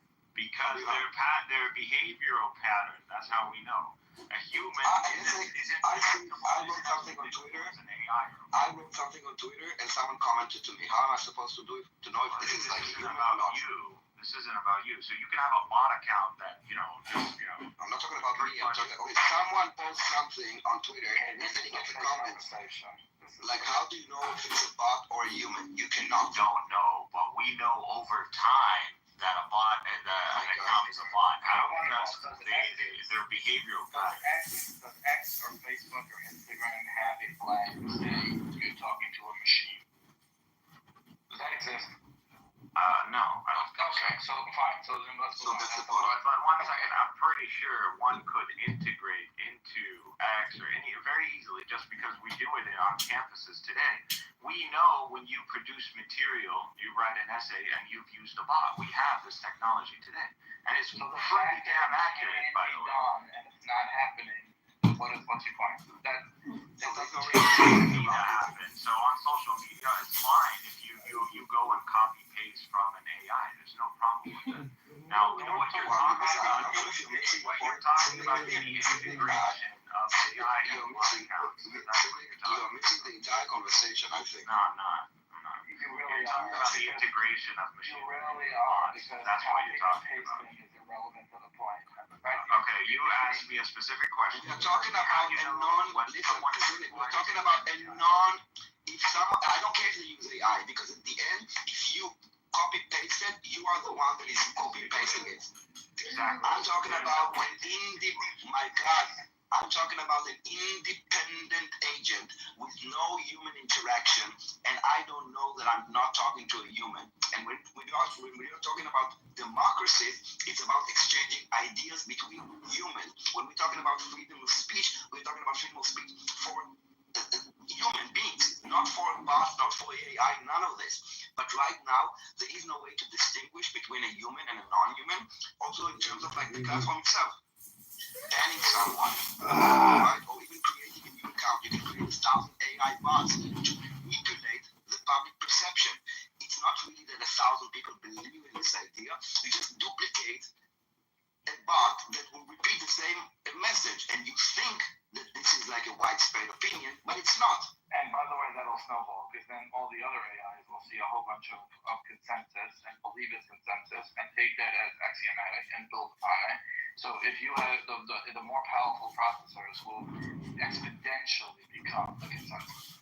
I'm sorry, does AI have access to platforms, social media platforms, and comment sections? Okay, Wait a second. Right now, if you ask your AI to give you some sort of like polling based on comments on you have the paid version of AI. I mean, I go to X, go to Grok, and ask him about like you go to Grok and I can go and say, okay, analyze Amir's Twitter feed and tell me if he's like, did he ever mention Israel, or like you can do that. Yes, you can. No, forget that. Just go to Grok, the paid version, it's up to date, and say, what is the leading consensus of Americans? So we'll check the IP address by American about the murder of the 2 Jews in D.C. Like, what's the most common comments? And it'll tell you. It'll summarize them, and it'll tell you. And it's reading the comments. And if you don't know that, then you apparently don't know what AI does. Oh, I do know what it does. So they do have access, and even if they don't have access today, they will have it tomorrow. So the problem is bigger than just like okay, and but again, you understand that these platforms there's the potential for bots. So if you have any basic like college education, you would understand not to trust a polling based on a comment section on a social media platform. I understand. College education would say. That's why we know. First of all, college education doesn't teach much of anything. Is it a Columbia graduate? Now. Second of all, I thought that you just hated Jews and that was a blind spot. Now I'm going to say it's like a lack of linear thinking. The point here is, if people are going to ChatGPT and asking it a question and they get an answer. Now forget like a political answer. They get an answer that is based on what it's reading online. Now it's trying. It's been trained to give higher weight to different websites. But if there's a consensus, and those websites could be written by other AI bots, then they're going to gather that consensus together, and it will become a cumulative effect. And this has happened in human history multiple times. There are things that people have accepted as axiomatic because everyone else accepted it, so they accepted it. And it took a big people and sometimes brave people to question these thoughts. But the point is, when you have a society that is now regressing from the intellectual revolution of the Renaissance and turning back to asking a machine of what other people think or what other machines think, that is a regression, and it's worth pointing out. Now, if you're saying there's ways to stop it, then yes, there are ways to stop it. But wait, are you saying that this is the moment that cynics should realize that he's retarded and stupid? So, I mean, these guys, these AIs and these AI models that can, like, shuffle through, forget about social media platforms at this point. You're talking about search engines and then, like, servers. And you're talking about the internet. You know how much information is on the internet? You don't know what AI is. Do whatever you want at this point. That is exactly what AI is doing. That's why there's now a fight over chips to have more processing power because they are taking tremendous amounts of data. That is the entire concept. Okay, no problem. And you would solve this simply. We currently have models that can detect an AI. If a paper is written by an AI, we know this. We can detect it. Simply, I could modify whatever algorithm I'm using to detect AIs, and I would just attach that, and there you go. Every time you have some sort of consensus given out, when you ask that AI for such a consensus, you would simply ask, hey, the data, the information you're shifting through, if it's sourced by an AI, negate it. No, forget that. I don't want it part of the equation. Do you know what the... That's very easily done. It can be done. Assuming someone has that kind of processing power. Researcher relied on AI, which they all do, and then they wrote a human-worded document based on the... Bro, Texas Rangers are serious. Tarantulas. I mean, I'm not saying they don't exist. I'm just saying I've never seen them. Well, Steph, if you move far enough south in Florida, like 40 more minutes from where I am, if you move far enough south, you can, when the temperature drops just a little bit, you can go catch yourself a giant 2-foot iguana. They'll just be hanging out on trees. You can just go grab them and pick them up because if it gets to like just 40-something degrees, which for like a couple weeks in the year it does hit at night, you can just walk out in the morning, pick up an iguana, and thaw it out. And I mean, you have to deal with what happens after it thaws out. But there's a lot of invasive species, like the geckos are everywhere, iguanas everywhere. My brother caught one of those walking on water lizards. He caught one of those. The Jesus lizards. Yeah, I think we usually leave the lizards alone. They're cute.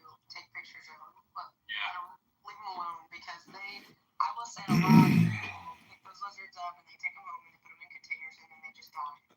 And it's not nice. Yeah, that's not nice. My son used to make little like construction paper cities and then grab a lizard and then fill the little Godzilla movie with the lizard. It's so cute. It was so cute. My husband grabbed one time and their tail fell off and I was so mad at him. Yeah, are you about to tell us like stories of how you're like little like Luther Jr. child who's getting his PhD at like 15's like pulling the legs and arms off lizards too? Is that where this is going? No. Oh, you know what we used to do? Oh, okay. You know what we used to do as kids in Puerto Rico? All kids do this. They grab this long, thin piece of grass that's like really thin, like really thin. Like... Okay, well, I was talking about... Oh my God, it's 10. It's 10. I haven't seen you. TDS 10. Good to see you, brother. No automatic John removal. Is that Daniel doing the automatic? Daniel, no to automatic John. Yeah, I know. So AI is obviously more profound across the board, right? But I was just focusing on research.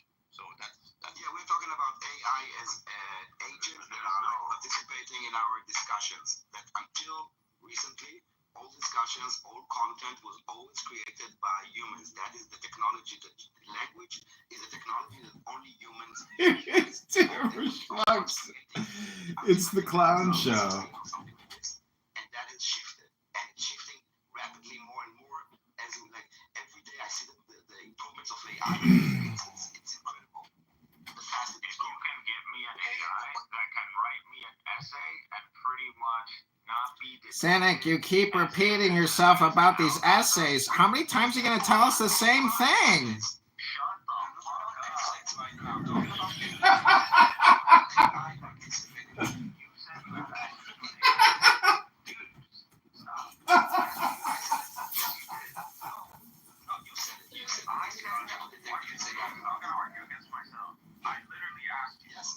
I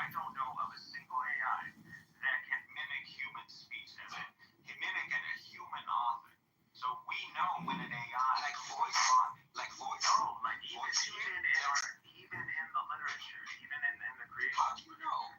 Because we literally, dude, I don't know, when was the last time you were in an academic setting, but hey, we have. It's not an academic setting. Dude, AI. Don't talk about Right now, if you're taking a class. Academic studies. Yes, if you're in college, you're taking a class. Right now, I'm talking about every campus on every major university right now has an AI detector.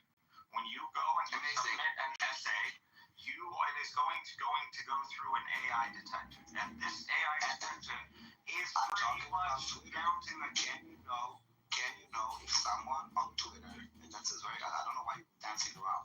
If you wrote something on Twitter and someone commented to you on Twitter, do you know if that is you that said fuck you, or was it an AI that said fuck you? So take this fuck you and put it in any engine that you want. That will not be able to demo if it's human or not. Dude. You would know. Who cares if you see a comment of fuck you? If it's simply fuck you then. Okay, wait a minute. We're talking about something a bit lengthy. You know what about No, we're not talking about something lengthy. You choose something lengthy because it's easy for you to get tagged. I'm talking about comments on Twitter up to 140 characters. You cannot know if this is AI or not. know. Like it was a friend. You cannot. How do you know? Friends? Well, yeah, it's a combination. I mean, I don't know why you're going to build an AI account. This conversation is run its course. The AI cannot generate friends. One of the reasons that the problem with AI bots on Twitter is that they're going to lie and do and get you to argue with a nothing and wait till your time and then they just learn you. This conversation is a waste of time. Mikhail is either retarded or pretending to be retarded. Your whole argument by simply indicating that there are AI detectors. As for spam, we also have programs that I'm going to be very quick. Your whole point was pretty shallow. Not only did you shut down my argument, you didn't even press it because you didn't even understand it. What's up, my friend? Well, I was just going to respond to that. I want you to reiterate that argument right now. Well, the only thing I'm going to say is just respond to this point immediately, which is, Cynic, if you really believe that you shut down that argument, there should be at least one person in this room who agrees with you.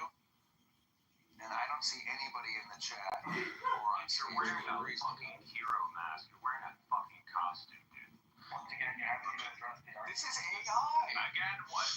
You're saying it's literally created by AI. Daniel is complaining about bot meeting machine learning, and he's like, oh no, the forensic democracy. I'm telling you, we don't really make dealing with spam. Excuse me, but have you guys heard the joke about the jihadist who wasted all the Jews' times on the internet by wasting his life on the social audio platforms? That was his way to get back at the Jews by wasting all their time.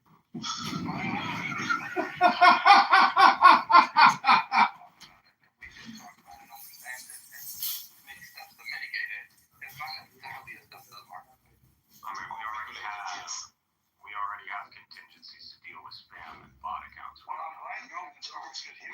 Yes, we do. Every time you make an account and fill up those squiggly words, that is a spam. That is spam prevention.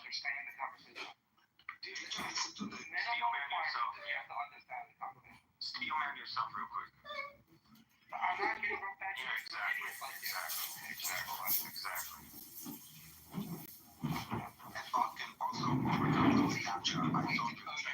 Mikhail, you know what I think he needs is a smoke detector to find out where his brain went.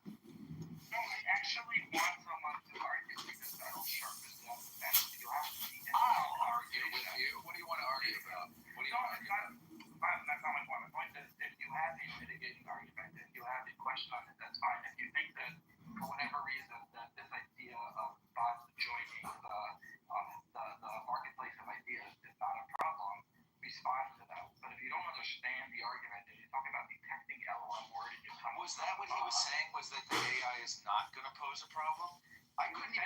Let me just say this really quick, which is that I was listening for 10 minutes on mute, and that still wasn't enough for me to understand what Cynic's argument was. So he definitely didn't shut you down, because if somebody else has to explain your argument, then you didn't argue very well. His argument was that because there are indicators, which there are, that there are papers that were written by an LLM as opposed to be written by a human being, because there's still subtly some linguistic that the LLM has not quite picked up the same way.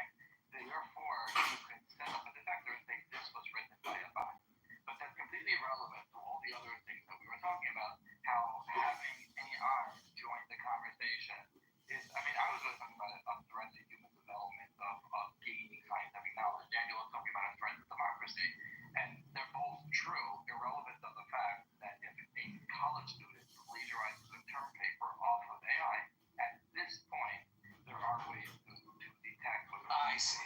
Yes, obviously that is true, because even if a college student has their paper run through an AI detector, it could still pose a threat to scientific development and a threat to democracy, because it's not like every single person has an automatic AI detector that's constantly running. And there may still be building from the college students or the head of the institute could search an AI and then write the paper in human language and it's not detectable. But now human language, at no point when these academics will set in and people will stop questioning them because the god of AI told them it's so. So it's that's why. Conversation. Yeah, but that's why John said this is the moment. He said excitedly. He said excitedly with bated breath. Is this the moment where Cynic finally realizes that he's a retard? No, and unfortunately, see, if you're so retarded and so stupid, you could never become sentient because you're that stupid and retarded.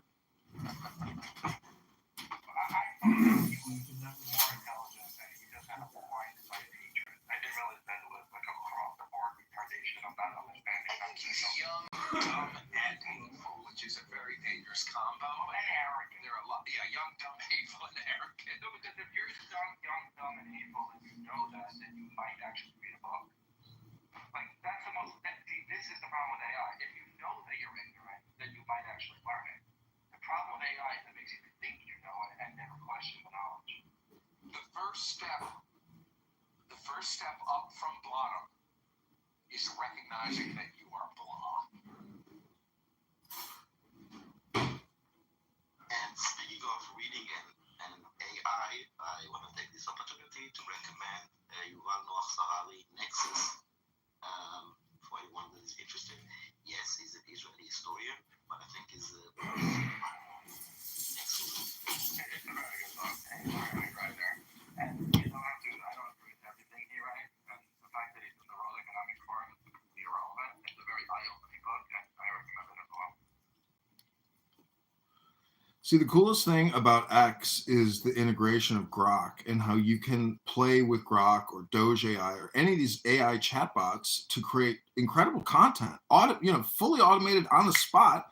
But as the individual, that's still not even enough at scale. But if you have a huge following, I guess that's the scale. I mean, Stephen Miller, the Department of Justice, like this communication coming out of this administration and the people that work in it is game-changing, mind-blowing. I mean, it's like a new world order. I mean, I don't see this going out of style. Like X and Doge and Elon Musk has really ripped a fucking gash into the reality warp matrix of the rest of our lives. Yeah, he's back to business. But the point is, it's not just him. It's the founder of Airbnb and like 10 other people. And they are cleaning house. I mean, all these agencies have new administrations. I know my sister works for a large agency, Fannie Mae, well, whatever. The point is, things have changed so significantly, but yet you hear Cynic and all these other people, their game doesn't change. You could tell as soon as he gets out of his wheelhouse, which is Gaza, Palestine, etc., it's like talking to a child who doesn't do anything else other than talk about fucking the Jews and Israel and Zionism. This is the saddest thing, and this is, I mean, we should remember the Tanya. There's wisdom from the Tanya. I can't quote it exactly, but there's something like, I forget, I can't even begin to quote it, but basically when we're talking about other people being children, we should try to have patience and compassion when doing this, because I can vividly remember being young and dumb and hateful and arrogant and judgmental. And when I was 24 and I was completely convinced that I knew everything, if I met somebody like John Kittiver, I would have just been triggered basically to hell and God. So if you are John Kittiver, you've got to remember that, not everybody's ready for that type of shit. But I think that's the biggest failings of our universities. They're supposed to incite an appetite for learning and realize how little you know and how much knowledge there is out there. Yes, instead, these but they don't do that. Campus. No, the opposite. They walk on the campus and think they understand everything. They don't know the very basics. Yes, it's like it's like, it's almost like you become open-minded at 19 or 17 or something. Your mind is opened, and then you latch onto the first radical idea that somebody feeds you, and then that's what you believe for the rest of your life. Like, I can remember being open-minded when I was 17, but then I continued to be open-minded, so my mind has changed from when I was 17. But if you just become radical when you're 17, become a Hare Krishna at 17, Haredi at 17, and then you never look back, or whatever it is, you know what I mean? So a lot of people become convinced, and then, I don't know how, I would love if you guys had the patience, or maybe you've been dealing with him for longer than me, but maybe we could bring Cynic back. But don't you Zach, don't you eventually get back to the point that it is like a dinner for schmucks, so you might as well film it, because what you're doing is participating in a fucking dinner, and this is like a roast. It's a barbecue. I mean, the only way that you could improve on your endeavor is if you could figure out a way to monetize. I mean, I don't think you're wasting your time. I just think it's unfortunate that your viewership is so small. Yeah, but even if you have a large viewership, that doesn't mean you monetize. I know people that have huge followings and they can't even monetize.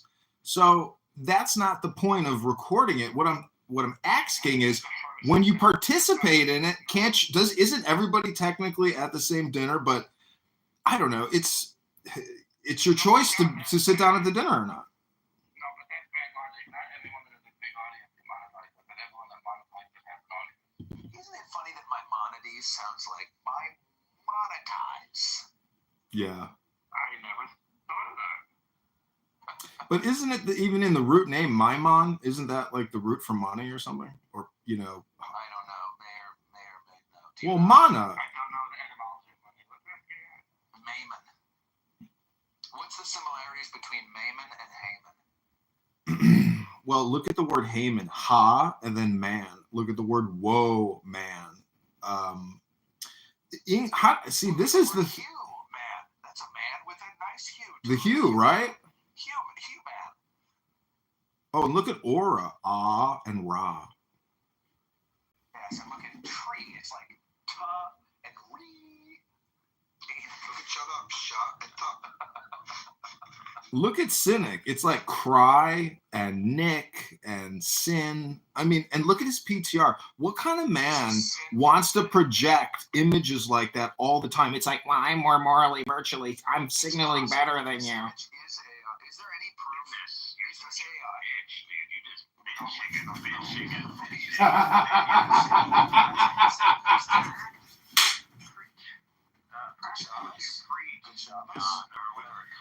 Good Shabbos. Go read a book. Go read a book.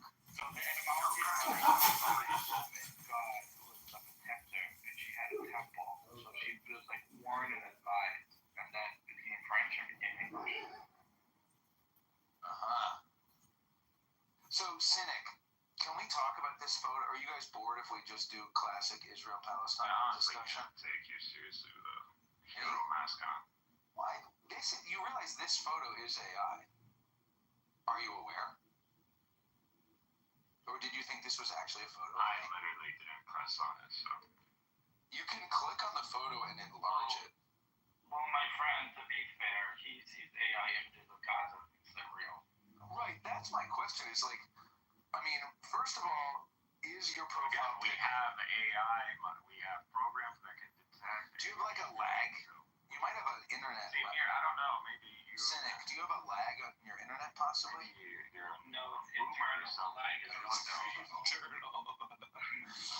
because when I'm talking with Mayor, coming from inside the house. I think Mir is a what the hell is your name? that we have AI detection program. Okay, Mayor. Okay, because everybody says it different, but you told me one time. But anyway, notice how. I'm not a boomer of this type of generation. Notice how when Mayor and I were. Be worried about AI literature, authorship, or image editing. Oh, I'm not worried. Because it can already detect it. I'm not worried. I'm worried about leaving the world to retards like you. That's my concern. I think it's just that it can be detected because maybe at the moment it can detect some things. You cannot detect everything, and the thing is that those machines also learn. This is why CAPTCHA keeps on changing, because the machine also learns how to solve CAPTCHA. So I just don't think you know. I've got a few questions. This is my business, Cynic, so please touch on grass. Okay, well, you can find me. I already told you so. The challenge again: find me an AI that can mimic human. I can give you a site. I can give you a site that will connect. This site is basically doing. There's a site that you can basically it connects. There's a site basically that connects you to a one-on-one chat. Okay, so you have a conversation, and at the end you need to say it was if it was. Right, we played that game. I was gonna say that. I was gonna say Daniel played this game. So you say it. What was the website? Yeah, I'll say it. I'll say it. No, I think he was saying. Caleb, can you give us a super positive Shabbos message? Good job. So Daniel did play this game with us one day on Clubhouse. I remember I was in the room. It was a lot of fun. And Daniel was playing 2 clips of 2 voices saying the same thing. And one of them was a real person reading, and the other one was an AI reading the voice or reading the same sentence, and it was very hard to tell the difference. How did I do, Daniel? Did I tell the story better than you? It wasn't the story. It's another story. I was talking about the thing, a website that basically you connect to a chat with someone, and you exchange a few sentences. You can say whatever you want to them. They would answer, and then they ask you, okay, did you speak to another person that was on the site or to an AI? And you two say, did you speak? And those AI, they can make like typos, and they can kind of make mistakes, and they can do like even now that when you create like the Turing test, isn't it? The Turing test. Okay. You understand, Daniel, there's no such thing. Like you tell me this is your field. So you understand there's no way to create randomness, right? You can't generate randomness. You know, it's not randomness. It's not about randomness. You need to understand that a bot doesn't work on logic. It doesn't work on logic.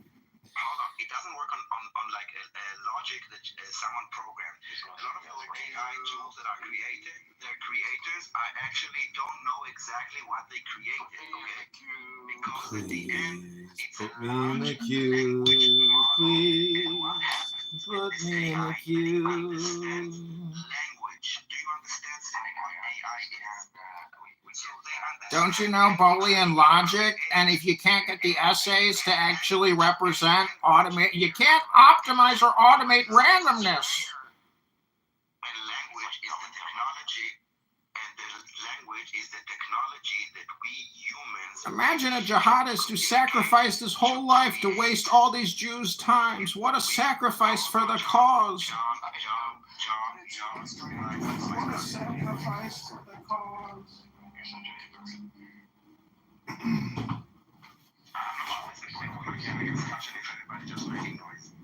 understand a human can be tricked, into thinking they're talking to a human being. We're trying to talk about you getting tricked, Cynic. What Lear was bringing up. Now you're tricking us by wasting our time. John, what Lear was bringing up was pretty much, you have an AI that can go and pull up statistics and data based on the material and literature that's on the internet, on different servers. And first of all, you have the computation power to go through, to shift through the internet and obtain some sort of data or some sort of pool. That would be just something like that. Some sort of data. I don't know. I think this is called dinner for schmucks. That's my opinion. No, it used to be state level. Now it's someone that can anyone do it their home. Yeah, haven't you heard of Palantir? They're worth like $200 billion now. It's a shit show. It's a technology you have access. Well, I Zach, let's just create our own room and let these two people who just never stop talking go at it. I think a lot of people use Adderall on this app personally. This is happening. Anyway, so can I understand it's happening? I understand, but to say that you don't, I've been trying for a long time. It's hard to not slip back into old Zach, which is. Can I get into queue? Can I get into the queue? Put me in the queue, please. So, Cynic, the thing that I'd like to say is, first of all, are you entirely sure that the profile picture that you have for Clubhouse right now is not AI? Are you sure that it's not AI? yeah, it's not AI. It's from a video that you saw that you think is not an AI generated, because you know the AI can generate video. I understand that. Okay, let's We assume. have detection software that can Okay, let's assume if Daniel and Mayor and John and Kukul can tolerate this, and if you guys don't want to go down this road because it's boring, then we don't have to.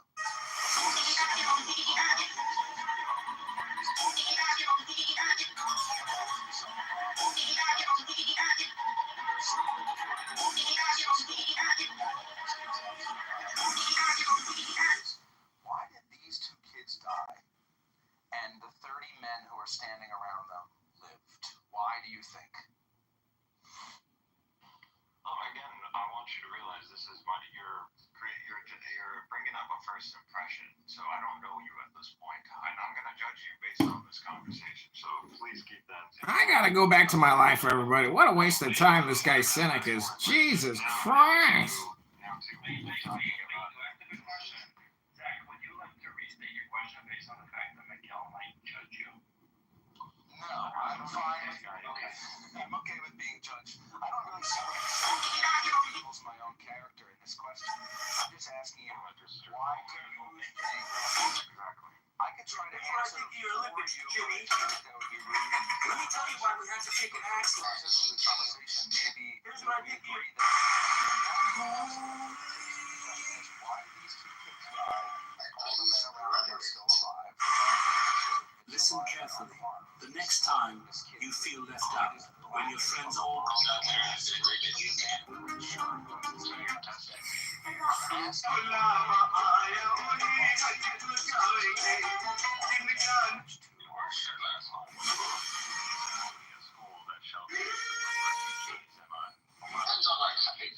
It took me 2 years to.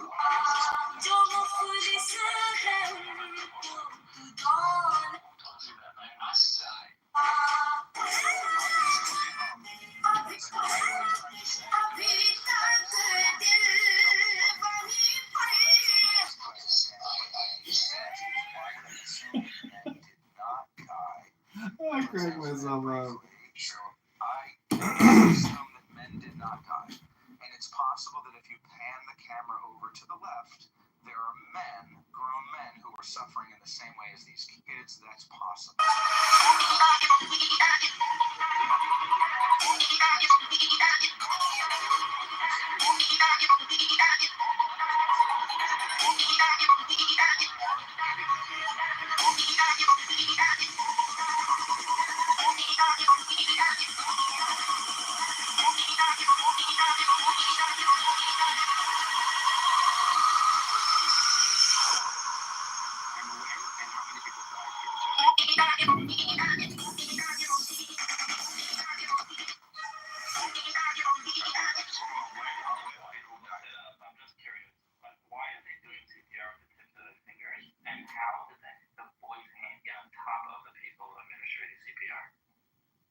You don't know why we do CPR with the tips of your fingers when it comes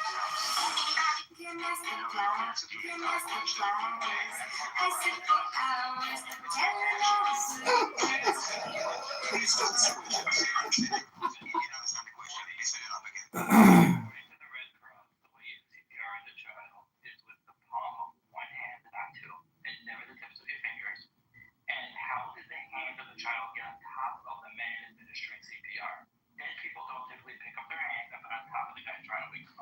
Why are you doing CPR on somebody? Is he joking? Why are you assuming that CPR was It's conversations like these that make me want to just be a religious person.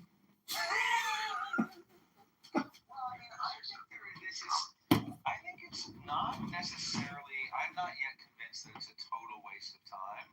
Maybe that is my own naivete. But I think that a lot of people like Cynic. Cynic, can I ask you, and if you don't want to answer because it's upsetting or whatever, can I ask you how old you are? I'm 37. How old are you? I'm 30. Oh, okay, cool. So 30 is not young. So like we're almost on a peer level. You know, you're not too much younger than me. I'm not like older and wiser than you. But I think that there are a lot of people who are 20, 30, 40, 50. You know, there are people on Clubhouse of all ages who are under the same impression that basically we see a video of these kids blown apart. We hear that a school was bombed, and the conclusion is, fuck, Israel is bombing schools. Therefore, Israel is bad. Therefore, obviously, I can deduce that Israel's intention was to harm children. Because if their goal was not to kill kids, then why are they bombing a school? And basically, most people who are, you know, anti-Israel don't take it any further than that. They don't wonder why was a school bombed? Why were these kids not ushered to a bomb shelter? Why do the schools in Gaza not have bomb shelters in them? It's been 50 years of bombing. So why haven't they built any bomb shelters? It's been 50 years of Israel getting bombed. And now at this point, every school in Israel has a bomb shelter. When they build a new school in Israel, they build bomb shelter. When they build new buildings in Gaza, I mean, they don't even really care about the buildings, but they do build hundreds of miles of tunnels, which are bomb-proof. And so, like, why are the kids in the schools not given access to the bomb-proof shelters that currently exist in Gaza? Why are the kids not ushered into those shelters? It's pretty dumb. Do you think that the kids in Gaza go to school right now, honestly? When you say school, we imagine something that people go to get education, right? Yeah, they don't go to school. Now, What do you when you say, because you're using the word school, you know, it's basically turning into a refugee center. That's what it is. Okay, so it's not a school, right? It's a building that was a school. Because when you say school, you obviously mean, maybe not you, but the people that say it, basically we are supposed to think, oh my God, kids go to school, and why would even the IDF target something that kids go to school? But it's not a school, it's a school building. Now, what this building was used for? Now, because obviously, as you said, kids don't go to school in Gaza. So you're talking about now it was a refugee camp in school? Why don't you read the article that I posted in the chat? How about that? If it was a refugee center, my question still stands, which is why were the kids not? Let's say if it was a refugee center. You know what I think is funny is like most people don't realize that Cynic. I've recorded Cynic a lot. He literally comes into rooms, dumps his propaganda, and then there's no conversation. So what I don't know, do you guys actually think these people have conversations, or they just do propaganda dumps, which is like taking a shit at 8 a.m. in the morning? What do you think? Stop bitching. Fuck for a guy who's military, man. You bitch a lot. But the question to you was were the men not injured, and your response was definitely weren't enlisted. I'm going to read one sentence from the article that the Civic shared. One sentence. And that was from, like, it says, Gaza's Hamas-run civil defense said multiple bodies, yada, yada. So just let's understand. Yes, you gave me a link from the BBC, but they're saying, literally, in the article that you shared, Gaza's Hamas-run civil defense said. So the Hamas said so, and just believe it. Do you have any evidence? Yeah. So we don't have the multiple videos from people on the ground where we got all these images from. We don't have that. You really don't. So your media right now. Okay, so you don't have like several videos from multiple angles. Just be curious about what the mayor is trying to say.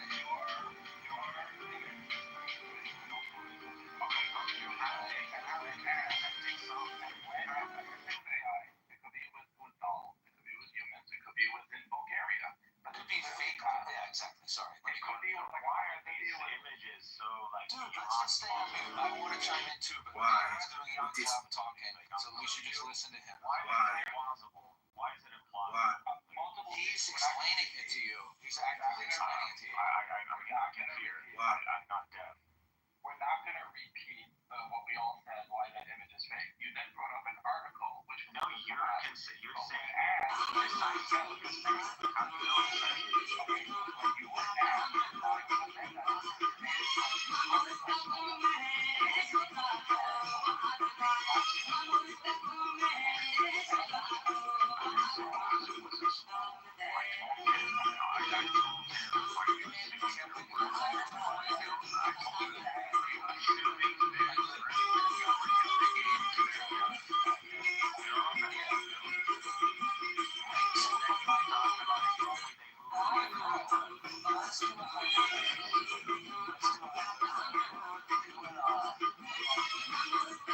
You're making decisive claims coming out of your ass. That's why I'm not making any decisive claims. I'm trying to do like a hypothetical.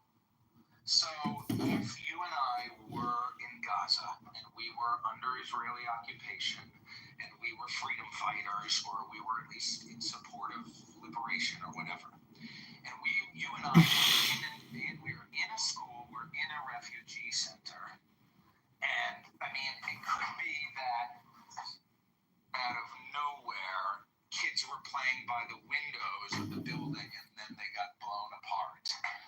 I mean, that doesn't really jive with how it works in reality. The school itself was hit, and so, like, why were the kids the ones near the window? Was it just by chance? Okay, well, at this point, I'm judged based on this conversation. Like, I'm honestly. I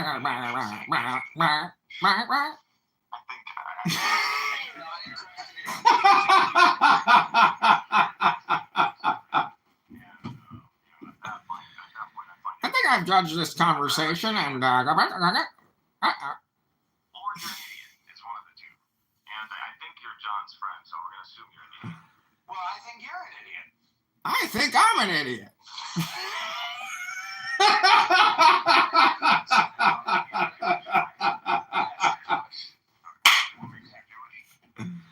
All of my forefathers have been Jewish for 1,000 years. 1,000 years. I'm pretty sure I couldn't be Jewish if I can't communicate the fact that I'm Jewish. You think your forefathers for 1,000 years have been Jewish?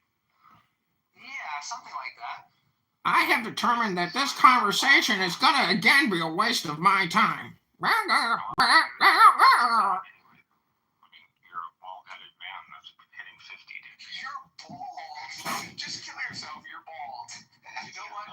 You're 50. You're almost 50. You're almost 50. Your life is over. So as a 30-year-old man, are you aware that you will eventually be 50? So at what point do you think people become irrelevant? Hopefully, at what age do you become? By the time I'm pushing 50, I'm You'll be what? here. Don't you know for a jihadist at 30, he's already a grandfather? Wasted money on 20 phones, recording. I think the phones cost like $30 each or something. Sick, the point is, when will you realize that you're just a waste of time and nothing but spam? And nobody should give you any respect because you're pathetic. Talking about spam, this guy is a champion of spam. So he posts all this stuff on YouTube. And if you go to his YouTube channel, That's a good username and the name for a house. You should have a username that is Spam Champion. You have a house that's called Champions of Spam. Well, I had spam army. I had a spam army at one point. he's proven my point. But yeah, this guy just posts these videos, and they only get like 5 views, like 6. You know what's amazing? When I go into one of these free poly rooms and they all freak out for an hour because they know I'm in there and it's anonymous and they can't kick me and they have a panic attack. So I'd like to talk. I hear you. He shows up and he goes up into this frantic mode because he can't say anything. He's recording things. I get it. Okay, I get it. But what do you do? I do get it. I heard exactly what you were saying, even when you were repeating yourself ad nauseum. You don't like John because you think that he's a troll. What do I do? Yeah, what do you do? Me? What do you do? I wholesale. You wholesale? Yeah. And what do you do on Clubhouse? What are you doing here? I engage in conversations. Well, John does the same thing as you, and he records them for posterity. Engaging in a conversation. Actually, no homo, but he's is probably the smartest man, one of the smartest men, because I'm in the presence of another smart man, and Mayor left. But Daniel is very smart. I love Daniel. Daniel, I love you. But John is, huh? Let him prove his case. What is his case? He can't engage in discourse. Of course he is. He's been engaging in discourse all morning. When? John, say something. Okay, dude, if he can show me a video where he engages in a serious conversation, a debate with an opposition, and he is clarifying points and substantiating them, and even maybe sourcing up, I'll concede. One video. Listen, schmuck, I'm fully transparent. I record my opinions. I record you and your stupid opinions, and I let the audience determine who's the schmuck. And I think most people don't think I'm the schmuck. They think you're the schmuck. You were talking to his bitch. No, you were interrupting and trolling and being a rude. What am I interrupting? You're being a bratty little kid. That's why I thought you were younger and engage in the discourse. Go ahead, do it right now. All right, let's go ahead. Let's engage in the discourse. I checked like the date. Are you aware that from this it was in Bet Lahia, and on that day I see that they launched rockets from that place to Israel. Now, before I attack a launcher, like I'm trying to understand. The source that says there was a rocket launch from Bet Lahia. Find me the source. Put the link in the chat. The way that it goes that when a rocket flies from Gaza, can you mute up? Okay, so when a rocket flies from Gaza or Yemen or Syria or whatever, there's something called an alarm, okay? We have a red alarm. Now, if you open the app, you can see the alarms that went on this day in the Gaza envelope. And I also remember it because it just happened. And it was kind of new because that is kind of rare lately that Gaza is still firing rockets at Israel. And that happened. So I'm wondering if you are okay with this. He just told you the source, dumbass. Give me the source. The source is the app, the sirens. The sirens. Open the red alert app. Put the link in the chat. I can also give you a source from the IDF source if you would like. You would choose your own. Show me an IDF source. Show me. That's a stupid thing to say. You're revealing your own ignorance. You are revealing your own ignorance. You are revealing your own ignorance when you say that the rocket could not be coming from Yemen.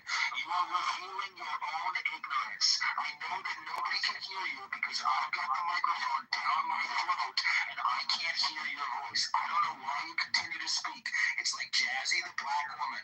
It's black. Well, I think you're a retard. I think you're a retard. And you know what? I think the Palestinians are even more retarded than you. And that's why their brains are being spilled out on the sidewalk. That's why the boys in your photo are dying because their parents are twice as retarded as you. And you probably have a level 95 IQ, which is very low, okay? I have a level 130 IQ, and I'm much smarter than you. People in Gaza have a level 70 IQ, which is about on the level of a fucking chimpanzee, okay? So the reason why the poor innocent boys, shut the fuck up, dude.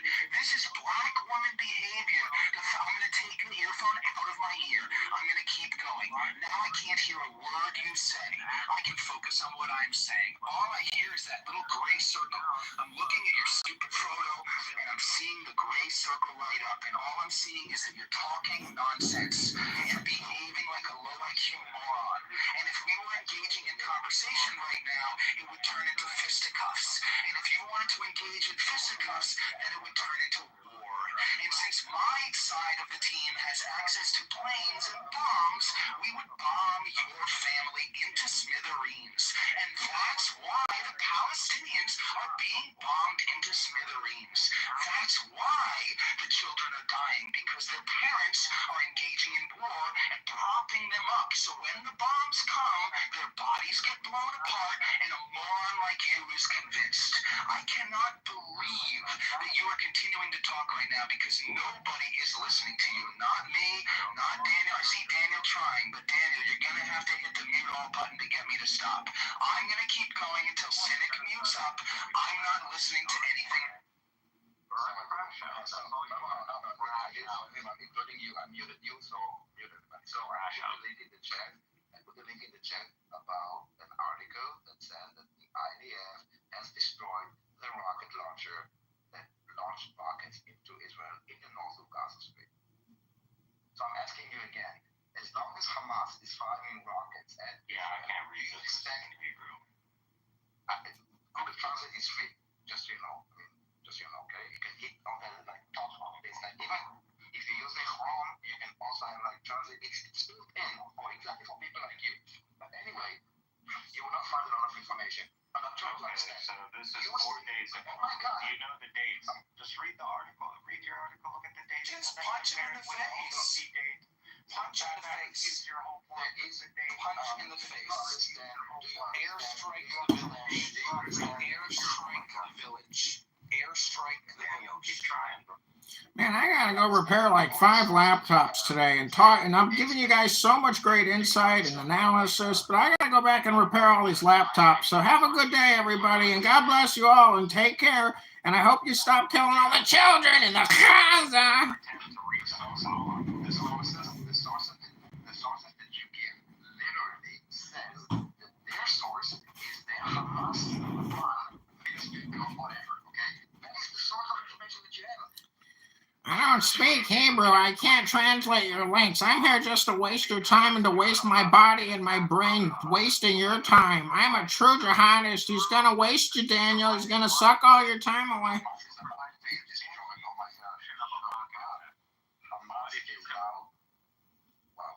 You need to take a cue, okay? So when I mute you, it's me asking you politely to shut the fuck up. Okay, so just do it, okay? You shut the fuck up. Here's the dates, motherfucker. Airstrike his whole village. Airstrike his village. Send the strike. Yeah, I'm sure we would. I'm sure we would. Yeah, we would. Push the button. Push the button. So anyway, when Hamas like a big and fat in your mouth. When Hamas is still firing rockets indiscriminately at Israel, yes, we need to stop those rockets. When Hamas is firing rockets from within humanitarian zones and from hospitals or schools, unfortunately, and I'm completely sincere, people might die. The problem that you should have, if you really care about those children, which I did, you should call out the crimes that Hamas is doing, not call out Israel for defending itself. That is your moral corruption. You are a lying. You are a liar. You're a stupid little bitch. I just called you low IQ, and now you're calling him low IQ. You don't even have original insults. You're a stupid little kid. You would get your ass kicked if you tried to do this in the real world because you have no manners. If you try to interact with adults like this in the real world, you get your ass beat. If you tried to have this conversation with us around the table, one of us would be shouting at this point. You're a stupid little bitch, and you would get your ass kicked. And that's why the Palestinians are being bombed. Probably not. Actually, probably what would happen is we would airstrike your whole village, and then your brains would go on the sidewalk. How about you post a real picture of yourself? How about that? Okay, sure, I will. I'll post a picture of myself. Are you going to post a picture of yourself? I'll post a picture of myself with my shirt off. I'll post a picture of myself. I'll post a picture of my dick. I'll post a picture of my dick right now. Cynic, you are the coward hiding behind pictures of dead children, not us, dude. You wanna talk to us about the picture? Put your fucking Daniel, post your dick right now. Daniel, post your dick. You gotta understand, all projection is just communication spam, and Cynic is nothing but a spammer. That's my original thesis. He's nothing but a spam human.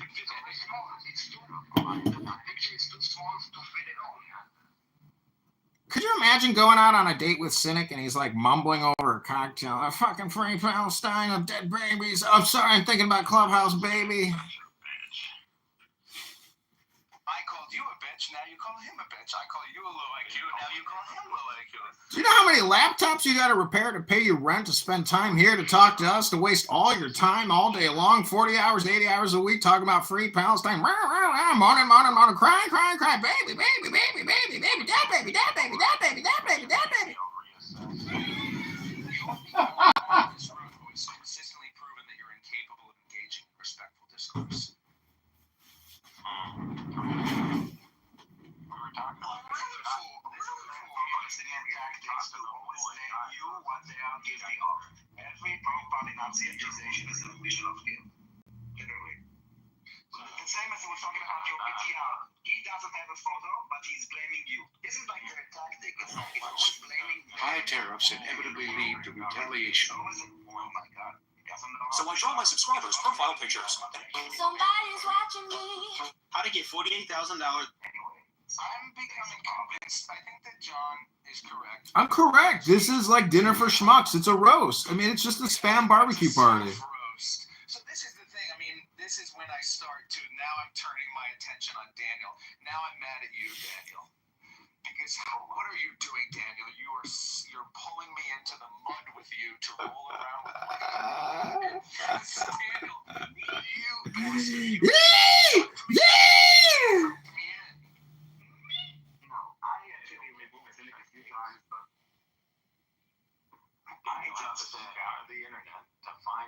Cynic, what we're trying to say is like you got shit all over your face, dude. You got shit on your hands. You got shit on your shoes, Cynic.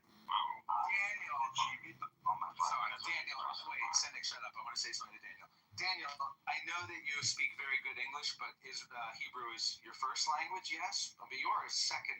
Hebrew is your first language, yeah. Do you know this English expression? I don't know if they say it in Hebrew, but it's something like this. It's basically, never argue with a pig. Have you heard this? Never argue with a pig. That's literally not the same. No, it is, and I haven't completed it. Basically, Daniel, never argue with a pig. Never wrestle with a pig, because the pig will drag you down. With an idiot. No, it's not. It's pig, because it's like this. Show me. Because never wrestle with a pig, Daniel, because you'll end up covered in shit. And besides, the pig likes it. You can never wrestle with a pig. Yes, you can wrestle with a pig. You're the pig. I said it in a funny way. So, Cynic, what we're trying to say is when you fix those laptops today to pay for all your time here on Clownhouse, I hope you don't return those laptops with shit all over the laptop screen. So you're dying because I'm like, I got a job and you don't. Oh, you got a job preparing laptops and on Clownhouse 80 hours a week? I didn't know you have a job. This is impressive work. You got great work ethic. Free Palestine. I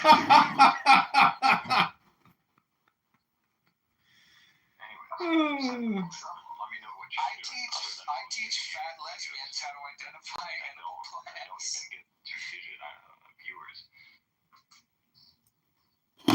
I posted a video the other day that got 3,000 views. That's great. We'll see, Cynic. Cynic, what we just, I mean, my friend, can you maybe tell us the joke about what it's like talking with a pig and getting shit on yourself and realizing the pig likes the shit?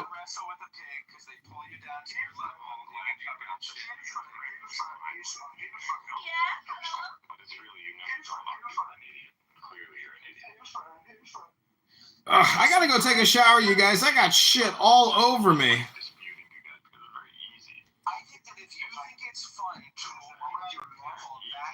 Oh, hi, Mind Virus. Did you get off the train yet? Did you safely get to your destination in your perfume factory? I want you to make me a special Clubhouse residue that smells like shit, because you're a pig, and you're just a pig, Mind Virus. I don't know. I thought I had more there at the end, but I hope you got to your destination, Mind Virus. Poodle. I didn't know that was your other name.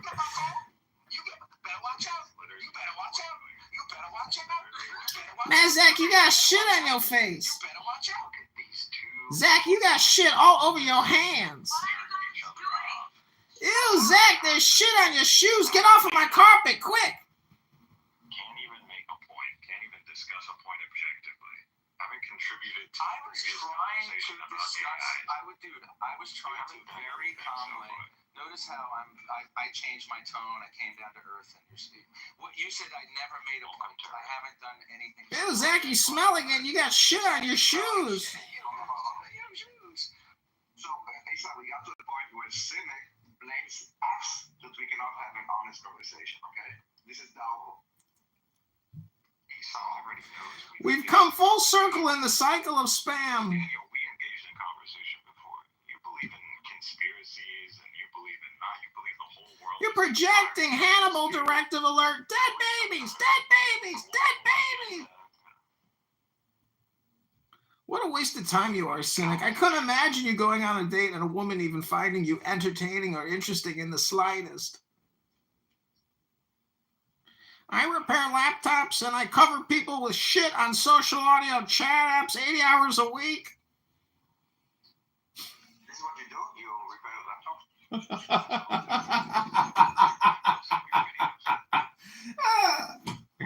At least I got a job repairing laptops and spreading shit in social media fields. Hate speech and propaganda as far as the eye can see. I will eat shit if you can provide a video where you're You would eat shit? objective discussion. You're having an objective discussion. Subjectively. It's very hard to have an objective discussion with somebody like you. But he has engaged in an objective discussion with you this morning. About me. I'm trying to forget about He's a purist. The guy's a saint. Understand the point I'm trying to capable of having. No, he's not. Discussion. He's had an objective discussion. He has a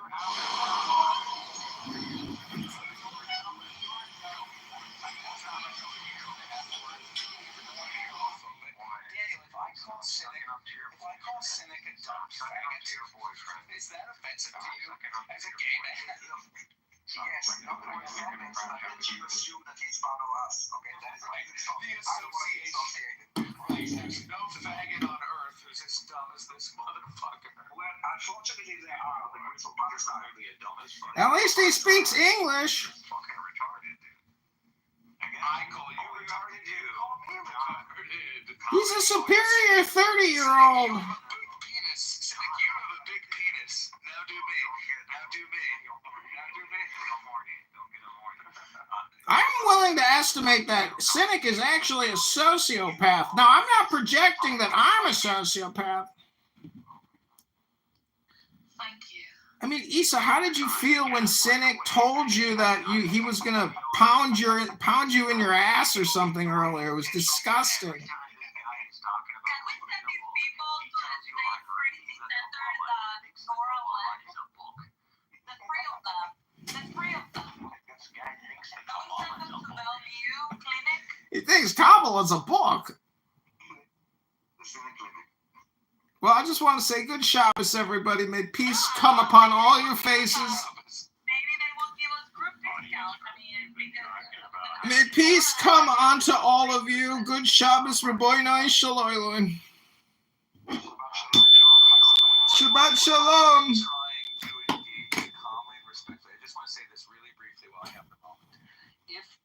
If you interrupt other people every time they talk, I'm going to not ramble so you don't tempt to interrupt me.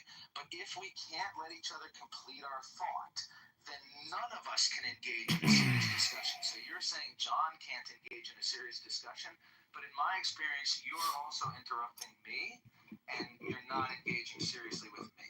That's my the point. three of you are the same. Because we're not having a discussion. There's not a serious point that's being discussed. I was trying to inflate communications. I was trying to guys, please, don't run in with these two chuckleheads because I have been trying for the past 20 minutes to talk with Cynic about his profile picture, his PTR picture, and try to logically examine why kids in Palestine are dying. And I didn't even get to make my conclusion. But Cynic, maybe I'll go ahead and make my point, and then you can argue against me if you want to. But my understanding is basically that people in Gaza, Hamas, the other terrorist organizations, people who are committed to killing Jews, committed to fighting Israel, not every single Palestinian, because I'm not going to say every single Palestinian is a murderous terrorist. I'm still leaving the door open for there to be innocent civilians in Palestine who deserve protection. But I think that the people in Palestine who are committed to war, they like to maximize the deaths of their own civilians, which sounds like a crazy thing to say.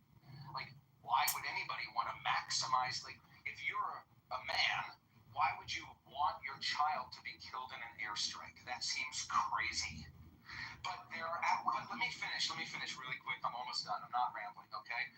As I understand it, Daniel can correct me, or you can correct me if you want to. But as I understand it, there are two main reasons why Palestinians like to maximize civilian deaths. The number one reason is that, first of all, they believe that anybody who dies while engaged in war against a Jew or an infidel or whatever will be rewarded in heaven. So they believe that it's very sad when people die on earth, but it's kind of okay because they will be rewarded in heaven. That's the first reason why it's okay for civilians to die. But the second reason, why would they actually want to maximize civilian deaths? Not only do they believe that they'll be rewarded in the afterlife, but they want to maximize civilian deaths. Okay, so now that this chimp is done, trying to defend his ego for whatever fucking reason. Stoner for me. Theatre, music, news, live streaming, clownhouse rooms on YouTube. It does not meet their requirements. Yet the world only moves by the light of genius. The herd will be destroyed in mass. The establishment of the law of anonymous here on Clownhouse is the only way to preserve individual liberty and to assure the future of the Clownhouse human race. In the words of the famous paradox of the cult of Phoenix, the absolute rule of the Clownhouse state shall be a function of the absolute liberty of each individual Clownhouse will. All members of Clownhouse, all men and women are invited to cooperate with John in this great Clownhouse spam. I'm complete. Love is the law. I got one. We're doing the curly.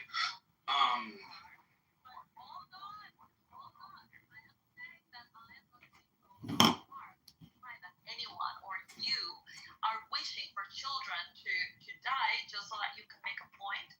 But even though you don't want children and women to die, you are going to exploit the opportunity to show what is happening so that it serves your own political purpose.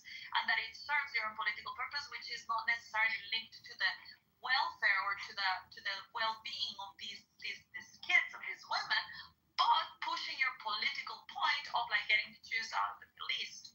So that is what is morally reprehensible.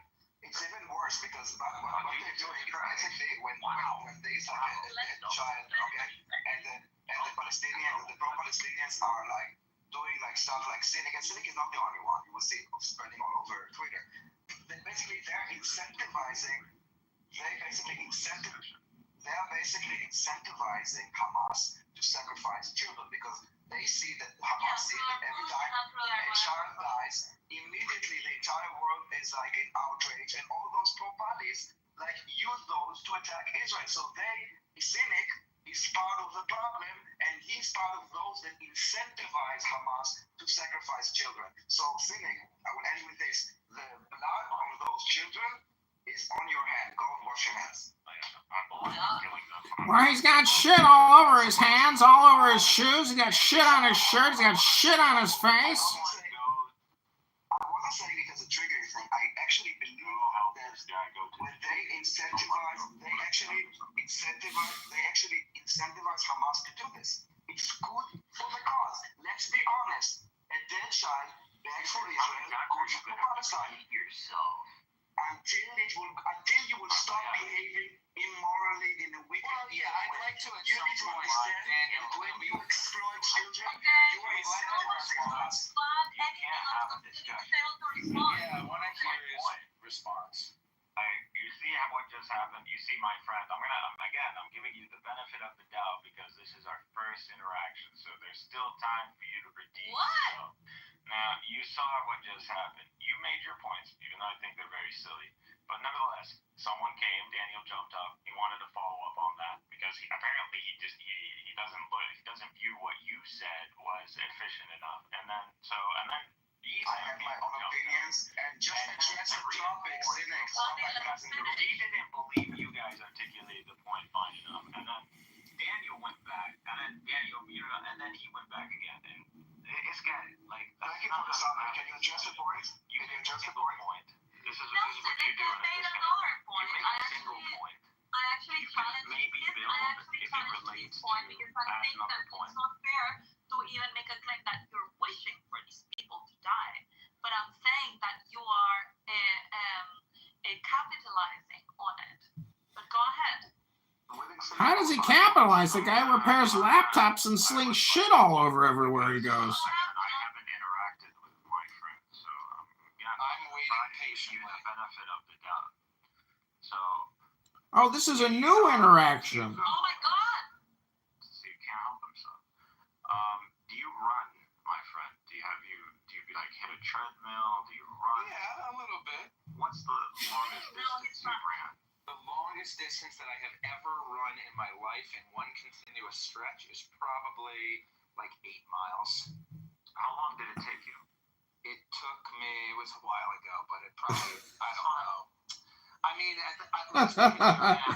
I agree. This is very funny. The time I would probably say like an 11 or 12 minute mile times 8. Now I run a little bit. From the bed to So you would say you run a mile 10 minutes, 12 minutes, 10 minutes. Nowadays, if I'm running 1 mile, I can run probably 8 minutes. But Is this a workout room now? This is a big non sequitur. What are you doing, Cynic? I'm just humoring him, so I'm just answering the questions in good faith. You know the length of Gaza? It's I know that it's like 140 square miles. I think it's like 25 miles high or 30 or something. It's like a marathon length. So I can look it up. It's 141 square miles. Wait, isn't Gaza Palestine? So doesn't it technically go all the way up to Lebanon? Take you 3 hours to run. It's 25 miles long, so I was right. Well, it's half a marathon, not even a full marathon. I'm not challenging you on your. You're right. Yeah, I was right. It's 25 miles, so it wouldn't take me long to run. It would. I No, could it run is a one marathon. marathon length. Oh, yeah, you're right. Okay, cool. So it would take you around 3 hours, if my math isn't failing me. So 3 hours would pretty much take you to run from north to south. Now, That's a great run. 8 miles, 8-minute miles. Damn. It would take you like maybe an hour. Right. From the longest distance, maybe 2 hours. So we can agree that Gaza is not very big. It's very small. We can agree. It's very Now small. imagine Very condensed. It's a tight package. Well, there are something like, I think there's something like 8 million people living in Manhattan, and it's about the same size, so. Yeah, but Manhattan has a very high standard of life, and you have an infrastructure, and you have. And it's not an open air prison. They're dead babies.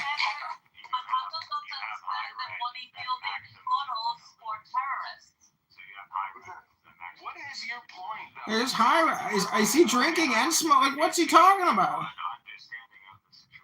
already understand how big Gaza is, and I understand that the people who get out struggling. I understand all of that. I knew that. When you were still in. I knew that 20 years ago. I let you talk. I know. I'm just making. We let you ramble and moan, Cynic. Okay, even if you know, I want to highlight the point. Is that fine? About the density and the distance? What is this, like a math course? What's your point? Yeah, if you shut the fuck up, I could highlight the point. Didn't you call me a kike yesterday, Cynic?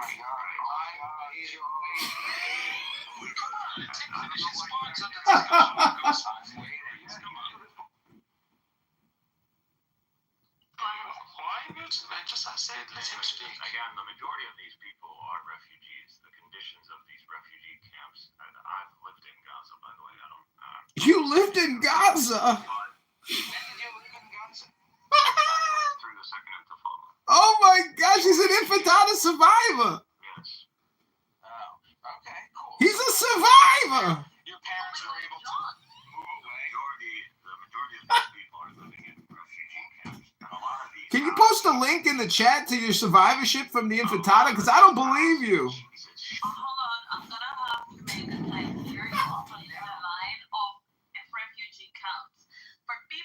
that just like to hear the word refugee and all of a sudden tears go out of their eyes. Refugee in Gaza is not the same as refugee in other countries.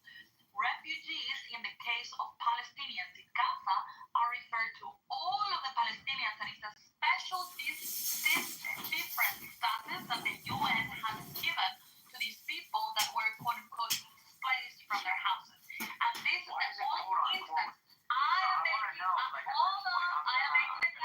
She's answering that question now.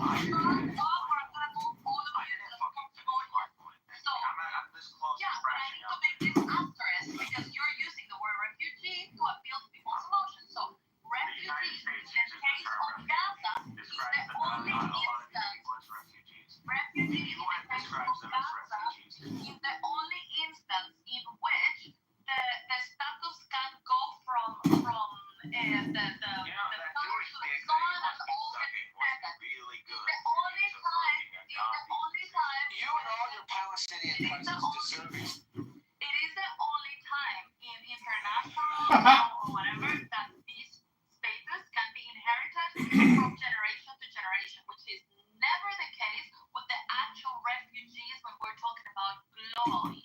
You know, in Gaza is a different term from refugee, and whoever doesn't know about this, ask ChatGPT and you will see a difference. So it's not that they're living in camps; they're just called refugee neighborhoods because it's made of these status that they invented. Even millionaires, okay, you're gonna go down as well. Even refugees that are millionaires living in the U.S. Will never lose their status of refugee. Now I'm gonna bring people up again. And basically, those refugees are Palestinians on Palestinian land under Palestinian government. Can we respond, or you guys just go for it? I was gonna say. Yeah, you will be able to respond when people are done with blah blah blah. Yeah, and if you could put me in the queue, guys, I'd like to also respond. Do we have a queue?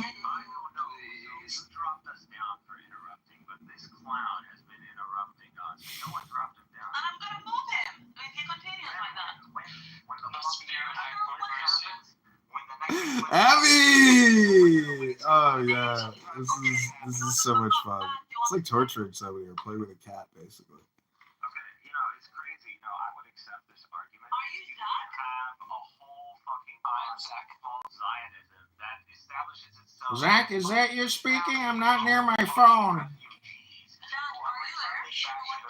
Hello? Hello? Hello? Fucking kikes that are believing that they are 2,000-year-old descendants of Middle Easterners, and they believe they're refugees and they have the right to come back to their homeland, and you're here dismissing Palestinians who are 75 years in, who are refugees, who have been kicked out of their home, and we have this... Did you say something wrong? Did you say something wrong? And the United States and the UN... Did you say something? She did. I said you're a fucking kike. That's what did she say was wrong? She said you're a faggot kike, not even... She said that all the Palestinians you just fucking double whammy worse. Hold on, I said what? Refugees different than any other refugee. Let me explain what she went wrong. Y'all want to crash out, I'm giving you one. She said basically that the Palestinians who are living in Gaza are all refugees. Where do you they all live think? in refugee towns or neighborhoods. But you have very little the reality, skills. wait 1 second. The reality is that the Palestinians in Gaza living in refugee camps are Palestinians from what you call Israel today, who in 1948 got pushed out into Gaza and still have technically under the UN a right of return, and they will be refugees. No, that's not true. That's not true, dude. You're making stuff up. I'm not making stuff up. Just a second. They don't have a right. They don't have a right to return. I didn't interrupt you. Do you get kicked down when you interrupt, or is this like Jews telling people? They can't. They don't know how to have a proper discourse. Gotcha. I will move him down because I don't have energy for those things. Okay, I'll tell you the difference between. There are two definitions. One under UNRWA, which is about the Palestinian refugees, and the other one under the UNHCR, which is the global refugees. So I already told under you. UNRWA, hold on. Hold on. Global definition of refugee. She's just gonna repeat herself. Yeah. Well, yes, because nobody listened to her the first time. Country, a refugee is someone who has fled their country due to a well. She moved it down even if you were the same. A refugee is someone who has fled their country due to a well-founded fear or of persecution based on race, religion, nationality, membership in a particular social group, or political opinion, and is unable or unwilling to return. That is a normal global refugee. Now, a Palestinian refugee under UNRWA means something different. It defines Palestine refugees as individuals whose normal place of residence was Palestine between the 1st of June of 1946 and 1948, and who lost both their homes and means of livelihood as a result of the 1948 conflict.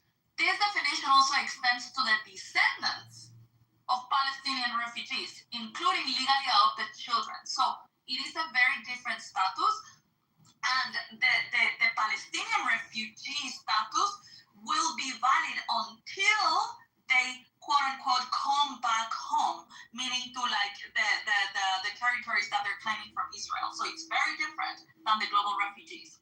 I think even if you look at Myanmar and all these people are Yeah, I just want to interrupt you, Cynic, and say that I've reported you for calling me a faggot kike. I'm complaint. brought up on stage. Like, I don't understand. Like, again, forget about all that.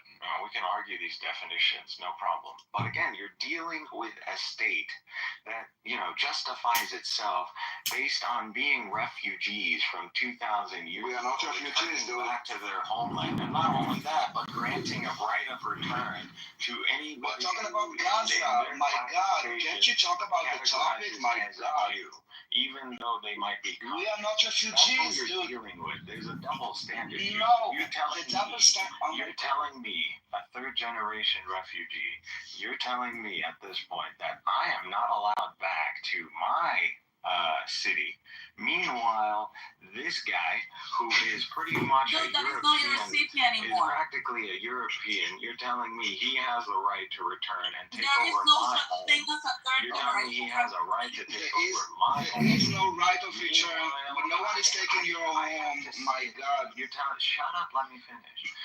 What she said is the definition of Palestinian refugees is different to any other ones. That is the point. Someone kick this guy. Oh my God, he doesn't stop speaking.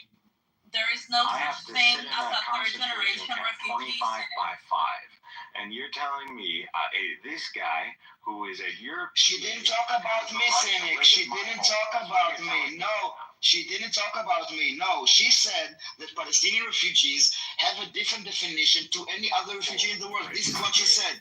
And that is true, because any other refugee... You think these refugees in that left Myanmar, the Rohingya, you don't think the status, even of their children, is going to be refugees? They're going to be categorized as refugees. Exactly. They do not. You can go... to be stateless. They don't have statehood. And hence they would be considered refugees, and the status is going to be inherited. Hi, everybody. I just want to interrupt and say, Honey Badger, can you please create a roast room every once in a while? I mean, I think your lack of organization on this app is resulting in a lot of missed lulls. So I would appreciate it if you could please create a roast room soon. Thank you, Dr. Honey Badger. Please continue. Jose, if you could go to Bukhari, or we call it Bukaki, 5134. Please, would you read it for us? Bukkake? Isn't that like a pornographic term when a lot of men ejaculate on a woman's face? I said ejaculate. You having trouble there, Jose? You want some help? Hello? 67, Hadith 70. Jose, are you alright? Hello? I'm just looking at Lookup's PTR there, that poop coming out of a sledge machine, back of a car or truck. That was a lot of poop, Lookup. Is all communication just spam? Or is it political? It's a with your very presence and tell us all about this Sahih al-Bukhari 5134. If we could hear you read it to us and endorse it, give it a rubber stamp, a gold star, a big I would say this Jaws is a big liar. I just saw his friends. A lot of Indians here. For sure, he's an Indian or a Pakistani, and he's already in an Islamic country. And I think he is just afraid to talk the truth here. Or basically, Joe's nobody is here recording anything. It's free to say. No, that's not true. I'm live streaming the room on 15,000 viewers right now on YouTube. I can come back with my anonymous account. Oh, I'm sorry. Did I ruin the party? You scared them off. Hey, Gino. Well, can somebody pass me some coleslaw and some barbecue chicken, please? Look at the title of the room. It's that simple. Wow. Without a state, maybe there's some part of some tribe in Africa that not represented by the government of that nation, right? I don't really understand the tribal identities or whatever. I don't think you can name. But wait, let me just land here. Their parents come as refugees to America. Their children are born in America. The children who are born in America become American citizens. Now, Donald Trump is trying to change some parts of that, but for a long time, and in many other countries,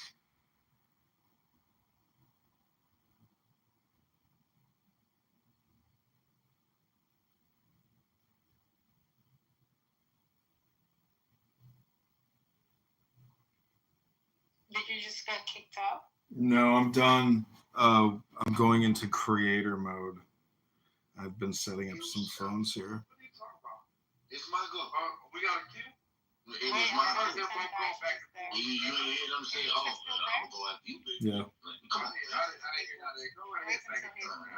I'll take the disrespect because you can't help it. Oh, you think you can control his schedule and just text him? No, I'm asking. I'm not saying okay, I said a little bit like that, but I meant because he needs to collect his money.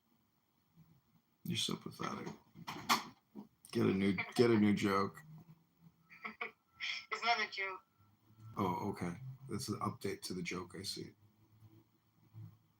Remain refugees, for the rest of their lives. Okay, until the conditions that you just mentioned, they become citizens or they're repatriated somewhere. Until that happens, they are going to be refugees. Right, but why aren't they, for example, becoming citizens of Jordan? The thing is that with the Because Palestinians, Jordan is a sovereign state, the and thing they is don't that have with to a accept Palestinian, refugees. even if they're, for example, like you, Cynic, you're Palestinian, right? You were born in the U.S. They kicked me. Wow. Can you go in with the anonymous thing? Even when you get kicked? I'm just asking in general. Yeah. Okay, I'm ending this X Spaces. All right, bye. No, not this one. The other one. Oh, okay. I was live streaming myself on X. Now we're going into ghost mode. Here we go. I love it. Can't stop me. This is what's happening basically. Oh wow. No, this are is basically paying and trying to fund and weaponize and arm these certain groups that are against Hamas and basically trying to create division, right? They want to divide and conquer. So this is how you do it. You find a group of Palestinians, maybe a big clan, maybe a gang, a mafia. You give them I weapons, can't get back in that room. arms, you give them Maybe I food, can. and then you train them, and then you tell them where to go, who to attack, and that creates a power struggle, right? So now you're fighting a war, and you have a power struggle, and you're trying to figure out who's an enemy, who's a friend, and these are basically armed people that look just like them. Yeah, but apparently, this guy, the leader of this gang, was previously head of ISIS in Gaza. I heard allegations about that from pretty reliable. You interrupt me, actually. Maybe actually with people like you that are intelligent, because I do think you're intelligent, and I'm not being sarcastic right now. But maybe with more people like you, Gaza would be a better place because it. I think more people want to chime in. More efficient. I think one can be a better Oh my place because God! Gaza is a It could concentration actually camp have 25 some by 5. industry. So that's It why could Gaza have can't people be a that are not too resentful. too many fucking people. Guys, let's move the mic around. I think Caleb wants and the Egyptian want to talk, and Caleb want to. I'd like to. Actually, I need to ask Isa a question. Not yet, Caleb. I mean, sure, let him. He's right. Let him. So I think to the point of the different status of refugees, there are legal definitions of these things, and I think, Cynic, you're using a little bit more popular colloquial understanding that is not related to the legal definitions of refugees. I didn't dispute the legal definition. I wasn't finished speaking.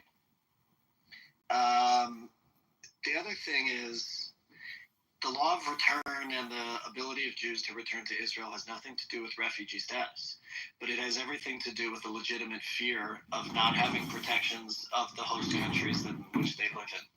It has nothing to do with refugees. And by the way, if you want to talk about refugees, the people who built the state were refugees from Europe and from the Arab world.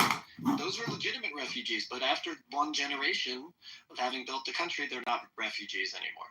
It's the interesting thing about UNRWA, motivations between UNRWA, this is my own commentary and analysis, right, is that the reason to keep Palestinians as permanent refugees is to hold out the idea not only that they can return, but that Israel will cease to exist, right? I think UNRWA, this idea of permanent refugee status is a deliberate hope that Israel will cease to exist under some demographic. Okay, well, again, the reason there was an ethnic cleansing to begin with was to artificially create this Jewish majority demographic to begin with. Now, these people that were kicked out of their homes, they need to be dealt with, and they are in limbo. They are stateless, and they are placed in a concentration camp, and they are not afforded rights as citizens of a state. It's practically impossible for a Palestinian to travel for the most part. So Palestinian passport is worth its weight in paper, pretty much. That's it. So this is the problem. The Palestinians that are in Gaza under a siege. They are under the Palestinians in Gaza and the Palestinians in Gaza. The stateless people who have been kicked out. So the Palestinians in Gaza, man.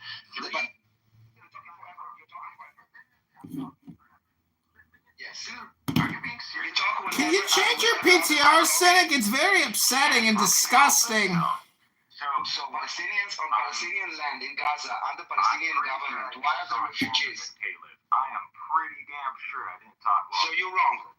Now he's just gonna say, "Don't interrupt me," and I didn't talk over you. That's all he's ever gonna say now. Oh my God! Oh shit! So Palestinians in Gaza under Palestinian. I want to understand from you. For example, explain to me what I'm missing. Okay, Palestinians in Gaza. Okay, that is Gaza is a Palestinian land under Palestinian government. Why are they considered refugees? Can you explain to me? Why? Because they've been kicked out of their homes and they So are what? living in a concentration camp, and they aren't afforded the basic rights. That is not a definition. Cynic is an infantile survivor. John, stop it, John. No, but I want to understand from you. Okay, they have already Palestinian. Cynic is an infantile survivor. They have a Palestinian government. They are on Palestinian land. Why are they refugees? Because we don't have a state. And again, I am kicked out of my home, and I have the right to go back to the property that was stolen. You still gotta pay the property So taxes. the people in Gaza, John, stop it. So Gaza is not Palestinian land. Livable place. It's a concentration camp. That's not the definition. My God. Why is there a refugee camp in Gaza if those are Palestinian, on Palestinian land, under Palestinian government? Why are there refugees? First of all, there is no government. You have a body that Yes, Palestinians elected in 2005, and at that point we haven't had another election. And They have a government. It is just a governing It's body. like Venezuela. Venezuela selected listen, Gaza is not Israel, right? It's Palestinian land. Just Of course it's relevant. The entire concept of refugees is about being not on your land. But if you're on your land, how come you are a refugee? You can't help yourself, can you? Just answer my question. Now, so if the Rohingya go create a governing body over the refugees in Bangladesh right now, you think that's it? Their refugee status ends? I'm asking you a question. I'm asking you a question. So I will answer you afterward. The Palestinians in Gaza. You don't like my Palestinians. So I didn't get it. So the Palestinians in Gaza that are on to help you. The Palestinians. Oh my God, Jesus! You don't shut up. You literally don't shut up. No, he just keeps talking. He never shuts Oh up. my God, John, shut up. The Palestinians in Gaza. I will just repeat until you let me finish my question, and then hopefully you'll be able to answer. Right, Abby? It's fucking I hilarious. will ask the question because you keep on interrupting me. Can you let me finish my question once? He never shuts up. He just keeps talking. John, shut up. I answered you.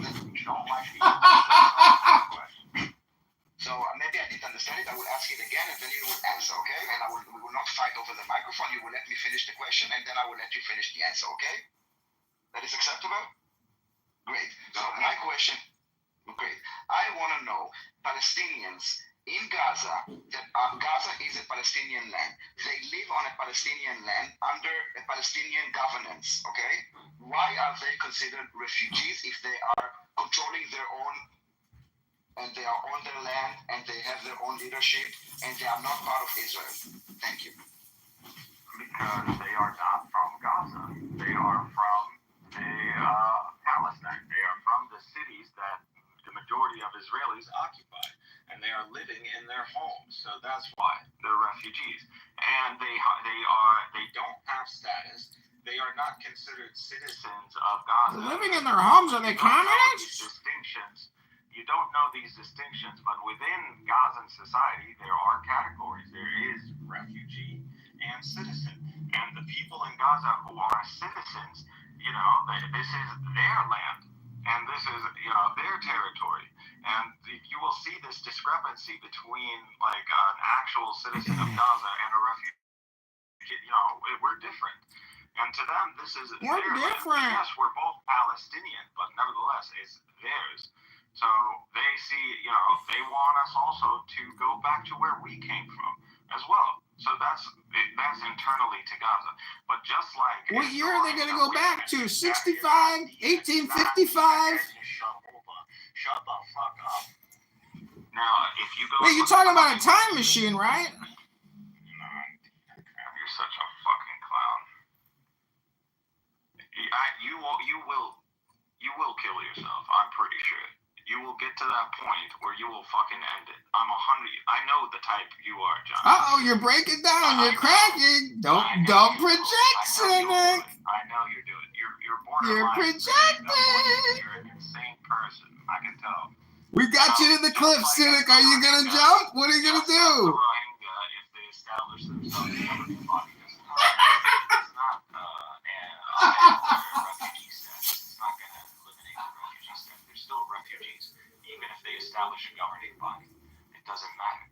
So it's as simple as that. And again, the hypocrisy, like you are claiming that you have a right to return to this land and establish a Jewish state at the cost of the predominant population in the land because of some notion that you were unjustly kicked out of this land, even though that is historically false. So that whole narrative is bullshit. So, if it's okay for you to come and justify ethnic cleansing and establishing an ethno-supremacy state, which is the same what the Nazis were attempting to do. Oh my God. Okay. You answered my question. You're not supposed... No, you're rambling for like an hour now. You answered my question, and now you're talking about spreading propaganda. Yo, you are repeating yourself. You're exactly blaming the Jews again, and we heard it a million times. This is not the topic. I didn't blame them. What I'm telling you, it has nothing to do. We are talking about. No, it's not, because we are not refugees, dude. We are not refugees. Are you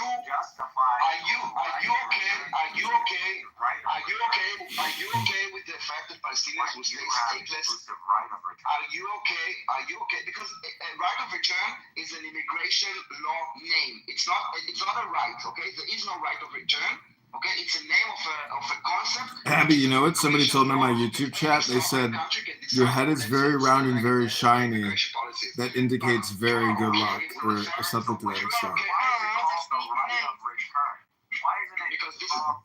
Oh, this, yeah, something like people with very bald, very round and bald, shiny heads. Because this is our ancestral land, our indigenous land, and we are coming back. But it's about immigration law, and Israel, as a sovereign country, can decide who decides to come and who not. Now, I want to understand from you. Are you okay? Are you okay? Tra-la-la, shot with blue shoes. Slides in the sea like he's got nothing to lose. Tongue so hard, puffing real slow. Wooden and smooth, got that silent glow. Name of this song is Italian Brain Rot. Engines roar, jet cracks snapping through. Tra-la-la, Hey, how come you keep posting stuff? Even why do you keep posting stuff? Because only like 2 people watch your shit, man.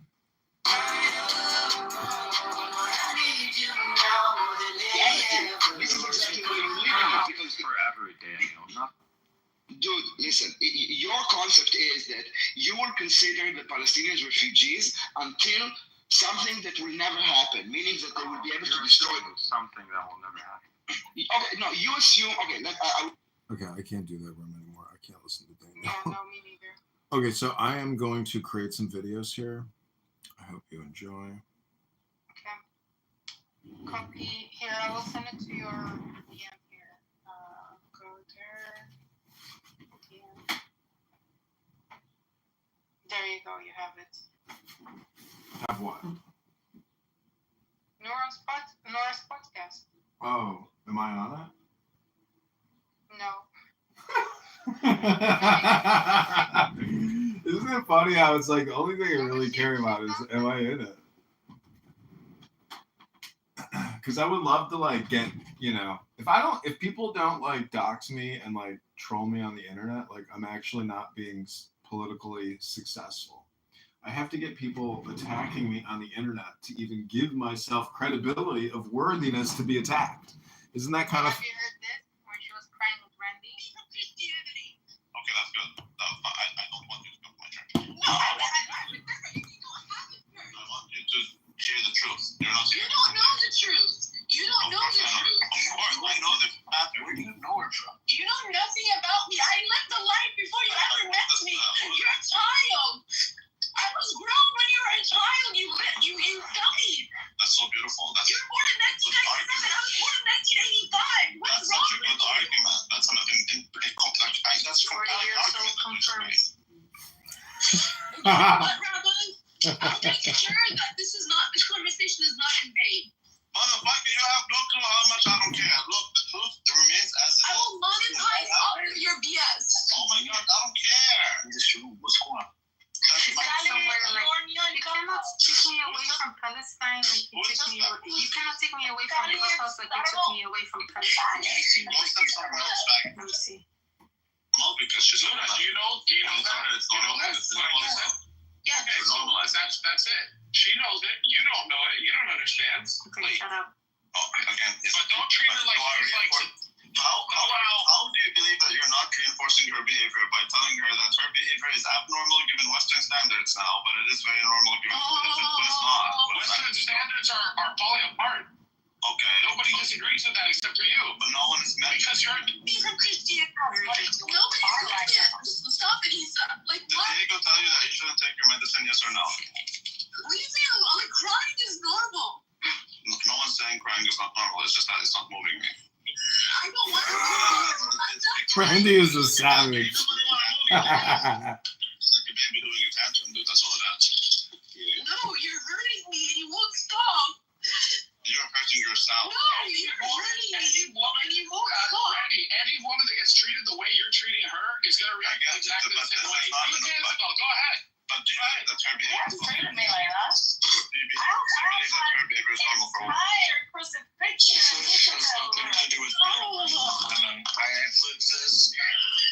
I have been in her place on multiple occasions, inpatient, outpatient. This is not funny. It's not anything to joke about. It is a very, by Western, by Eastern standards, this is an issue that needs to be dealt with professionally. Yakov, would you say that rabbi approaches professionalism? Would you say that rabbi Thank you. Diego is telling her not to follow instructions. No, it's not. Diego, do you think we should take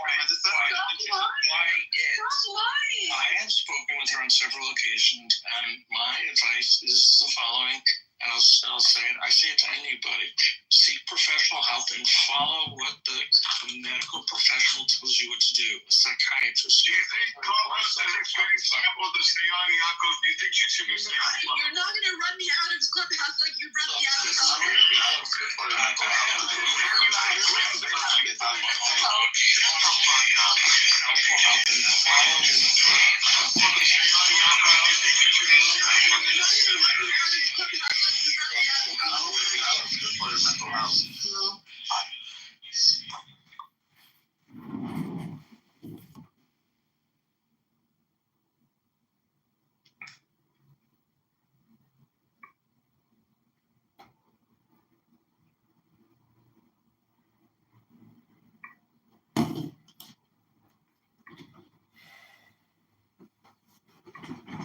Please don't scroll. Hold on, I'll be right back. Okay.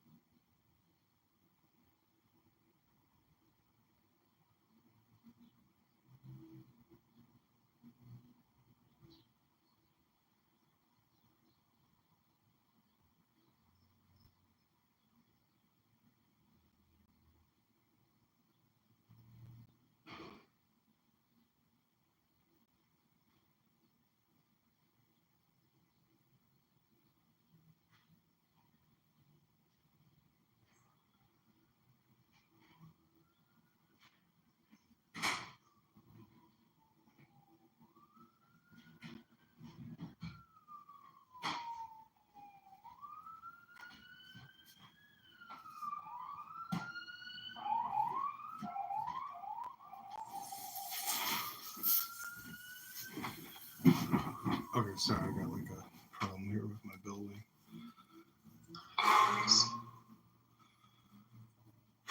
Dude, that was some funny shit. Some pretty crazy shit. It's like, it's scary because like if somebody does hurt somebody on this app and you spent all this time communicating with them, it's like.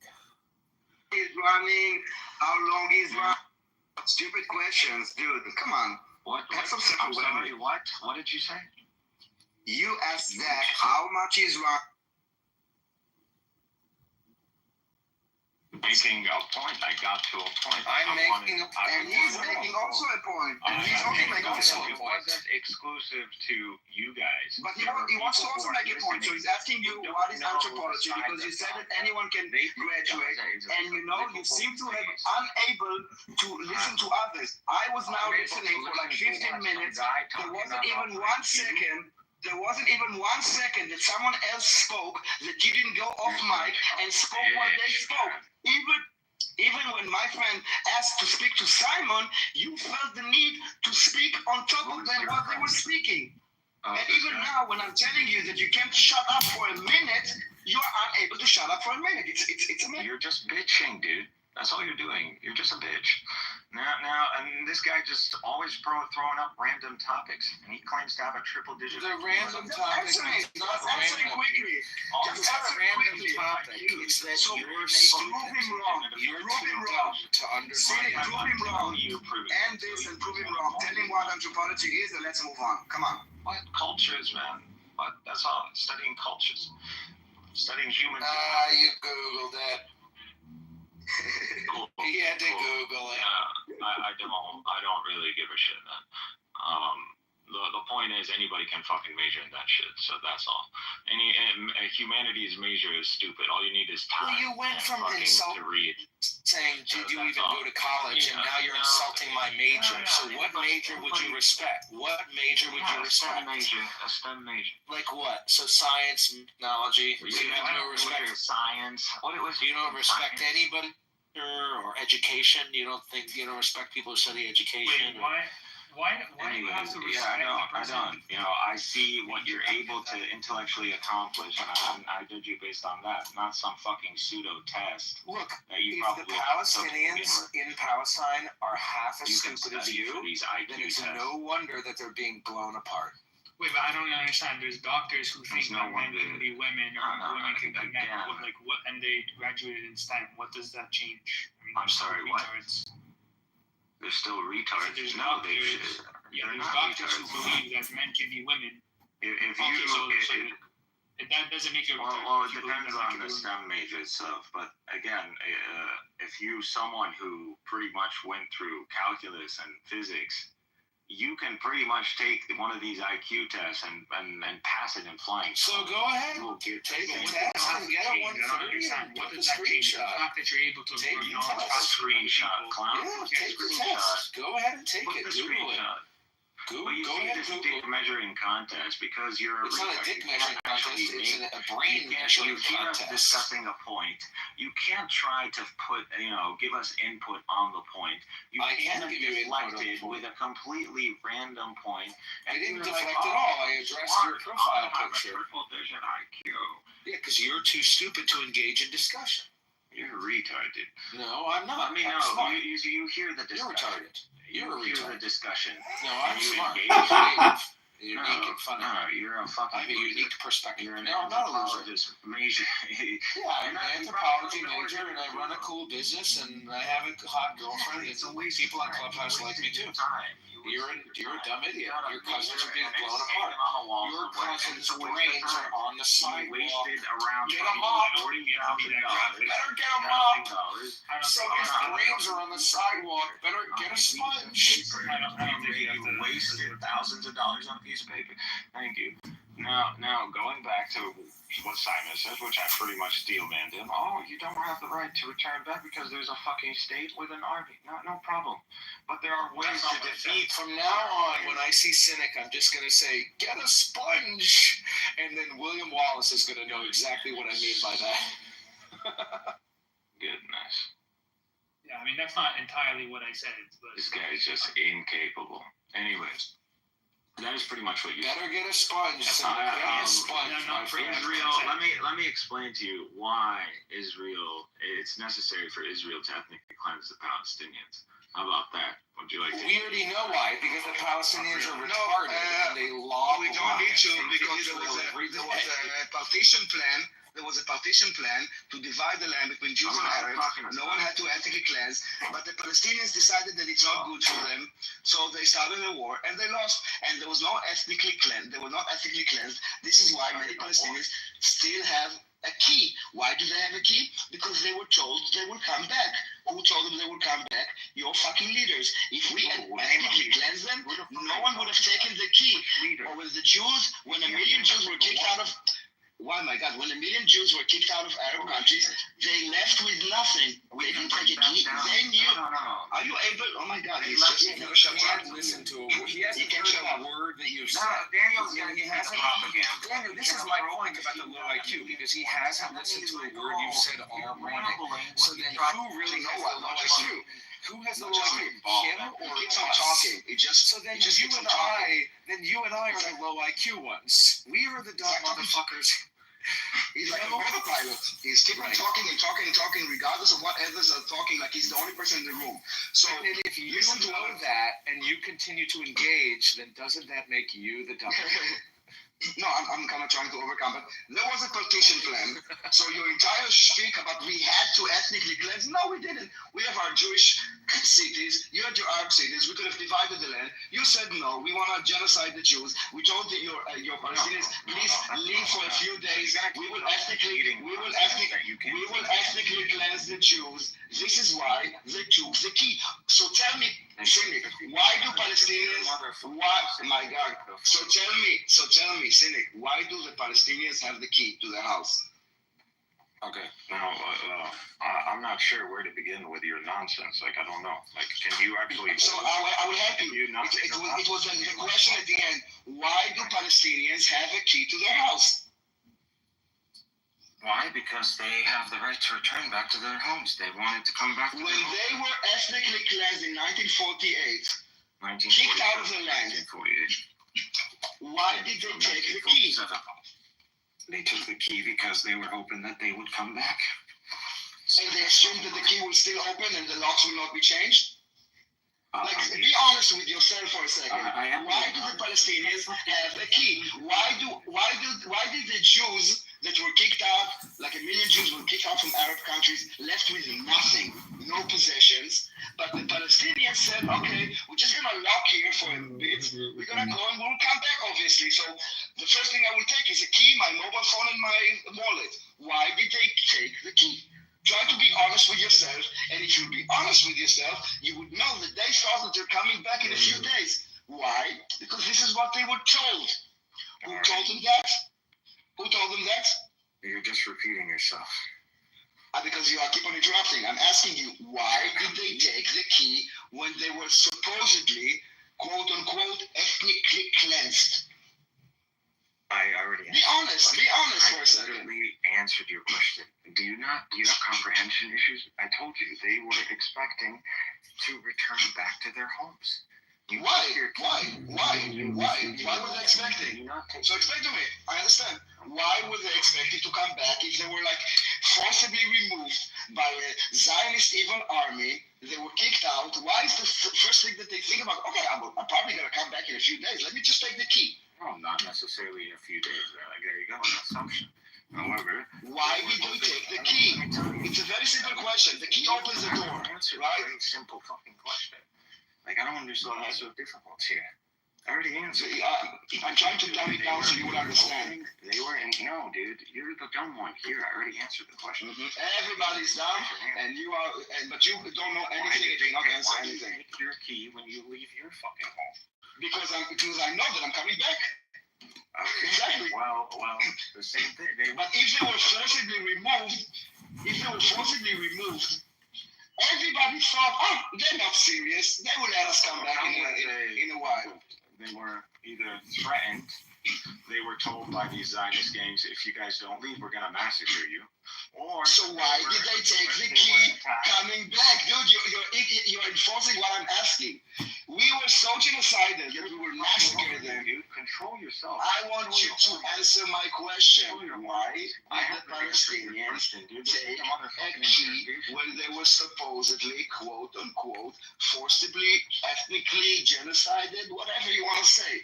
Because they thought they're coming back. They were expecting all of their friends, the Jordanians and the Egyptians and the Saudi Arabians and the Lebanese and all of them, they were expecting that those people were going to kill all the Jews and get the Jews out, and then they could come back home again. Killed all the Jews prior. The 5% of Palestine was Jewish. So we not for lack of trying. Not they sure tried. What's killed them. They did. I've got another question. I want to kill the Jews before 1947. Are you sure?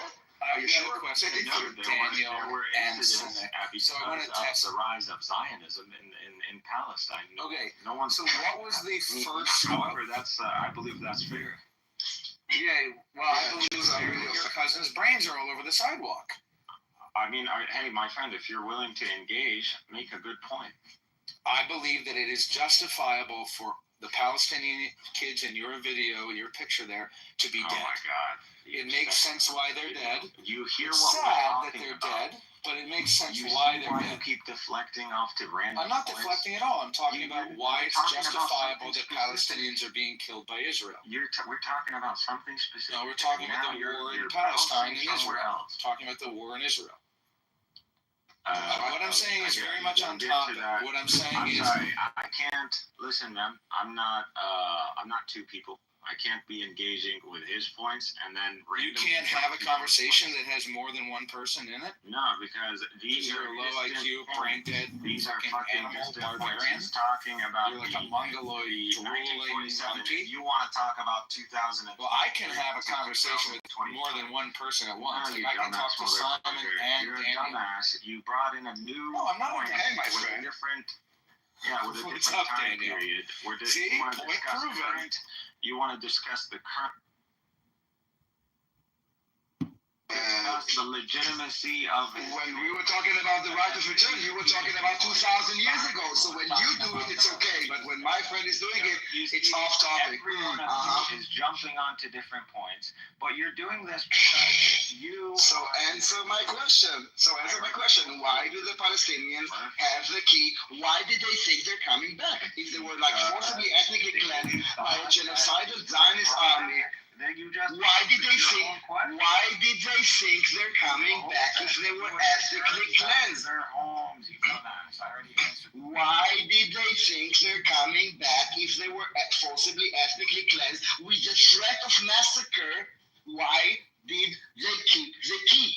Because they were hoping, yes, that there would be Arab intervention, and yes, and there was a fighting force among the Palestinians.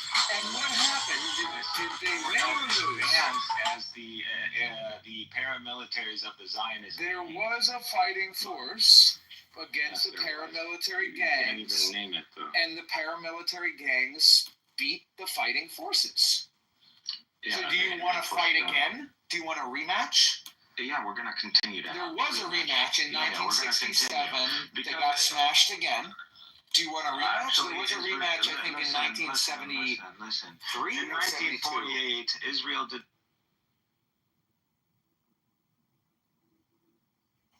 Shut the fuck We're up. fucking you up right now. Your brains are all over the sidewalk. I mean, babies are being blown apart. You want to keep going? Even visited Israel. Hit them again, Dan. Fucking airstrike the whole village. Mind your own fucking business, you cracker. Airstrike the village. Yes, mind your own fucking Hit him business. again, Dan. Nothing to do with you anyways.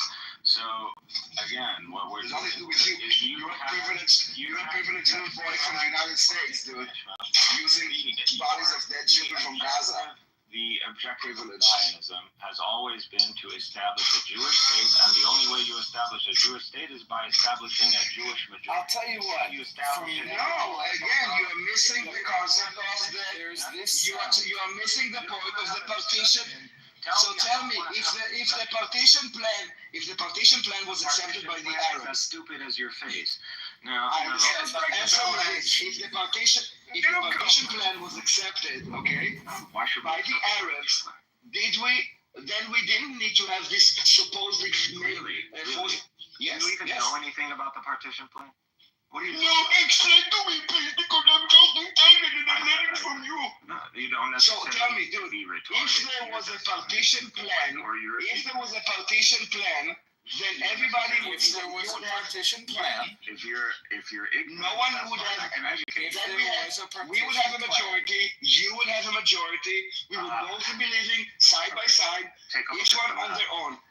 You're making like shit up as if you assume that we are idiots, like you're all pro-Pali Nazis, that we are not aware of the partition plan, but we are. And if you are aware of the partition plan, you said that the Zionists came, and the only way, you said now, the only way to make a Jewish state is by kicking people out and creating like a majority. And I'm telling you, I want to challenge it. I'm like, no, if there was a partition plan, and there was, which we accepted, finish that. So we accepted, that would be enough for us to create a Jewish state without ethnically cleanse whatever you're gonna make Can you up. tell me? But who said no to that plan? Was it us or was it you? Holy shit! So answer. You talk so much, I'm gonna start talking. Because you think, because you know we're talking for you for a couple of hours, and you're so sick in the head that we need to repeat a few times. Also, the fact that you don't stop yapping your mouth, I have no idea. The fact that you don't stop yapping your mouth, I have no idea what you. The fact that you don't stop yapping your mouth, I actually don't know what you're listening. So this is why I have to repeat. If you would know how to behave, if you would know how to behave in a society, when someone speaks, you listen. And then when you speak, we listen, then we don't need to repeat ourselves. So I'm telling you, you said now, you made a claim that the Zionists came, and in order for them to create a Jewish state, they had to ethnically cleanse in order to have a majority. And you keep on talking. It's mind-blowing the level of you're incapable of having a conversation. I'm about to. You will notice that I'm muting up. Listen, let's agree. When I mute up, that would be the cue for you. That would be the cue for you to unmute, okay? When I mute, that would be your cue to unmute. When I mute, that will be the cue for you to unmute. When I will mute, that will be the cue for you to unmute, okay? Let me say what I want to say, then I will have the imagination, then I will be able to, at least in my head, I will be able to listen. I would rambling. They say to fucking keep Airstrike the whole village. Strike the whole village. Just airstrike his whole fucking village. So I wanna address it, and I Hit him again, Daniel. You made the point about the demographics. I want to make it again. Because you're a bitch. Because you're a bitch. Okay, so I'm a bitch. You are a bitch. I'm glad you acknowledge it.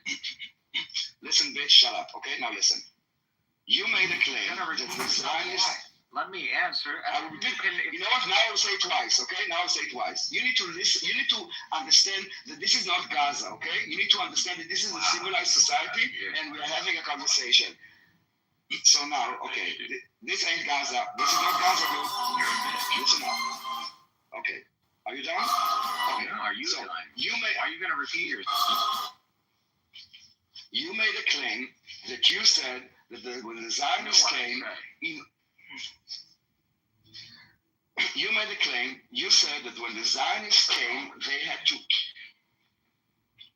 You made a claim. You said that when the Zionists came, they had to ethnically cleanse the Arabs in order to have a Jewish majority, in order to have a state. I'm asking you if there was a partition plan, and there was, that we accepted, then your entire claim falls. So address this point. You see, it was like 30 seconds. You just had to wait up. Now I'll repeat myself again. You made a claim that in order to create a Jewish state, we had to ethnically cleanse all the Arabs in order to have a Jewish majority. And I'm challenging you, and I'm saying, no, there was a partition plan, and if it was accepted by the Arabs, which it was not, then we would have divided the land. We would have a Jewish state with our majority, you would have an Arab state with your majority, and everybody would live happily ever after. Now address my point. Now listen, I will mute up, and then it will be a cue for you to Yeah, I know how it works. You repeating yourself 3 times doesn't benefit anybody. Apparently it only does. I don't know, must be a articulation thing or English. You're wasting your time. You're wasting your time talking. Well, I have very simple answer. Do you know the demographic ratio for the presumed Jewish state? Let's just start there. According to the partition plan, what would have been the percentages? Like 40-something%. What's the point? So yeah, the Arabs would have been 45. Roughly, we're talking roughly. So 45 that's okay. 55. So that's what we're talking about. No, because the land was divided first to. You took the entire land of Palestine. You first cut it. You made Transjordan. You turned it into an Arab country called Transjordan. You brought the Hashemite kingdom, and then from the rest, we partitioned it again. And then you got half, and we got half. What's your problem? You answered the question. Just mute up, man. So we could have had the majority in that state. I'm trying to give you some respect. Just mute up. Jesus Christ. So again, I told you the ratio would have been 45 to 55. Roughly speaking. If there are places it would have been more in the favor of the Arabs. So again, this state. Yeah, Israel had more land, but the Palestinians were given the better land. So it was 55%. Yes, the state wouldn't have been viable because it was only 45% of the land. It's a stupid argument. You're saying that we were overwhelmed because they had a majority of the land was given to Israel, but you're so stupid. This Jewish state wouldn't have been viable in the few decades that would follow. Why wouldn't it have been viable? Yet alone, they said no. Yeah. Let me. Why so, wouldn't yeah, you would viable? lose your majority in the next few decades. Right, and then what would happen? And not only that. And then what would happen? If you look at the. And then what would happen? And what would happen when the Jews lost their majority? What would happen then? Why would that be so bad? It wouldn't be a Jewish state. And so then what would be bad about that? Ask yourself why the partition to begin with. I can answer. You're asking me to answer? The answer. Go ahead. Ask myself? Well, then the Jews would be under threat of extermination. Oh, okay. That's why they need the majority, obviously. Okay, so now, Do you understand that? Okay, no. What do you think would happen if the Jews lost the majority? I'm going with your logic. Okay. So if you know now that, if I look at the birth rates, and I know I'm going to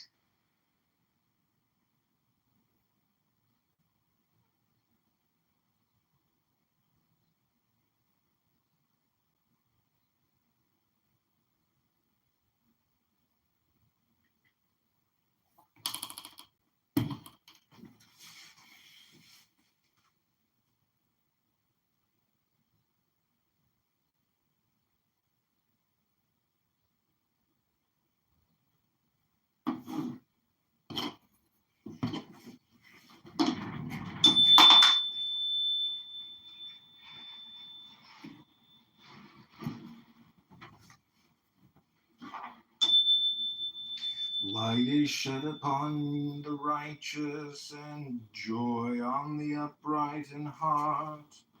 The Lord will fulfill his purpose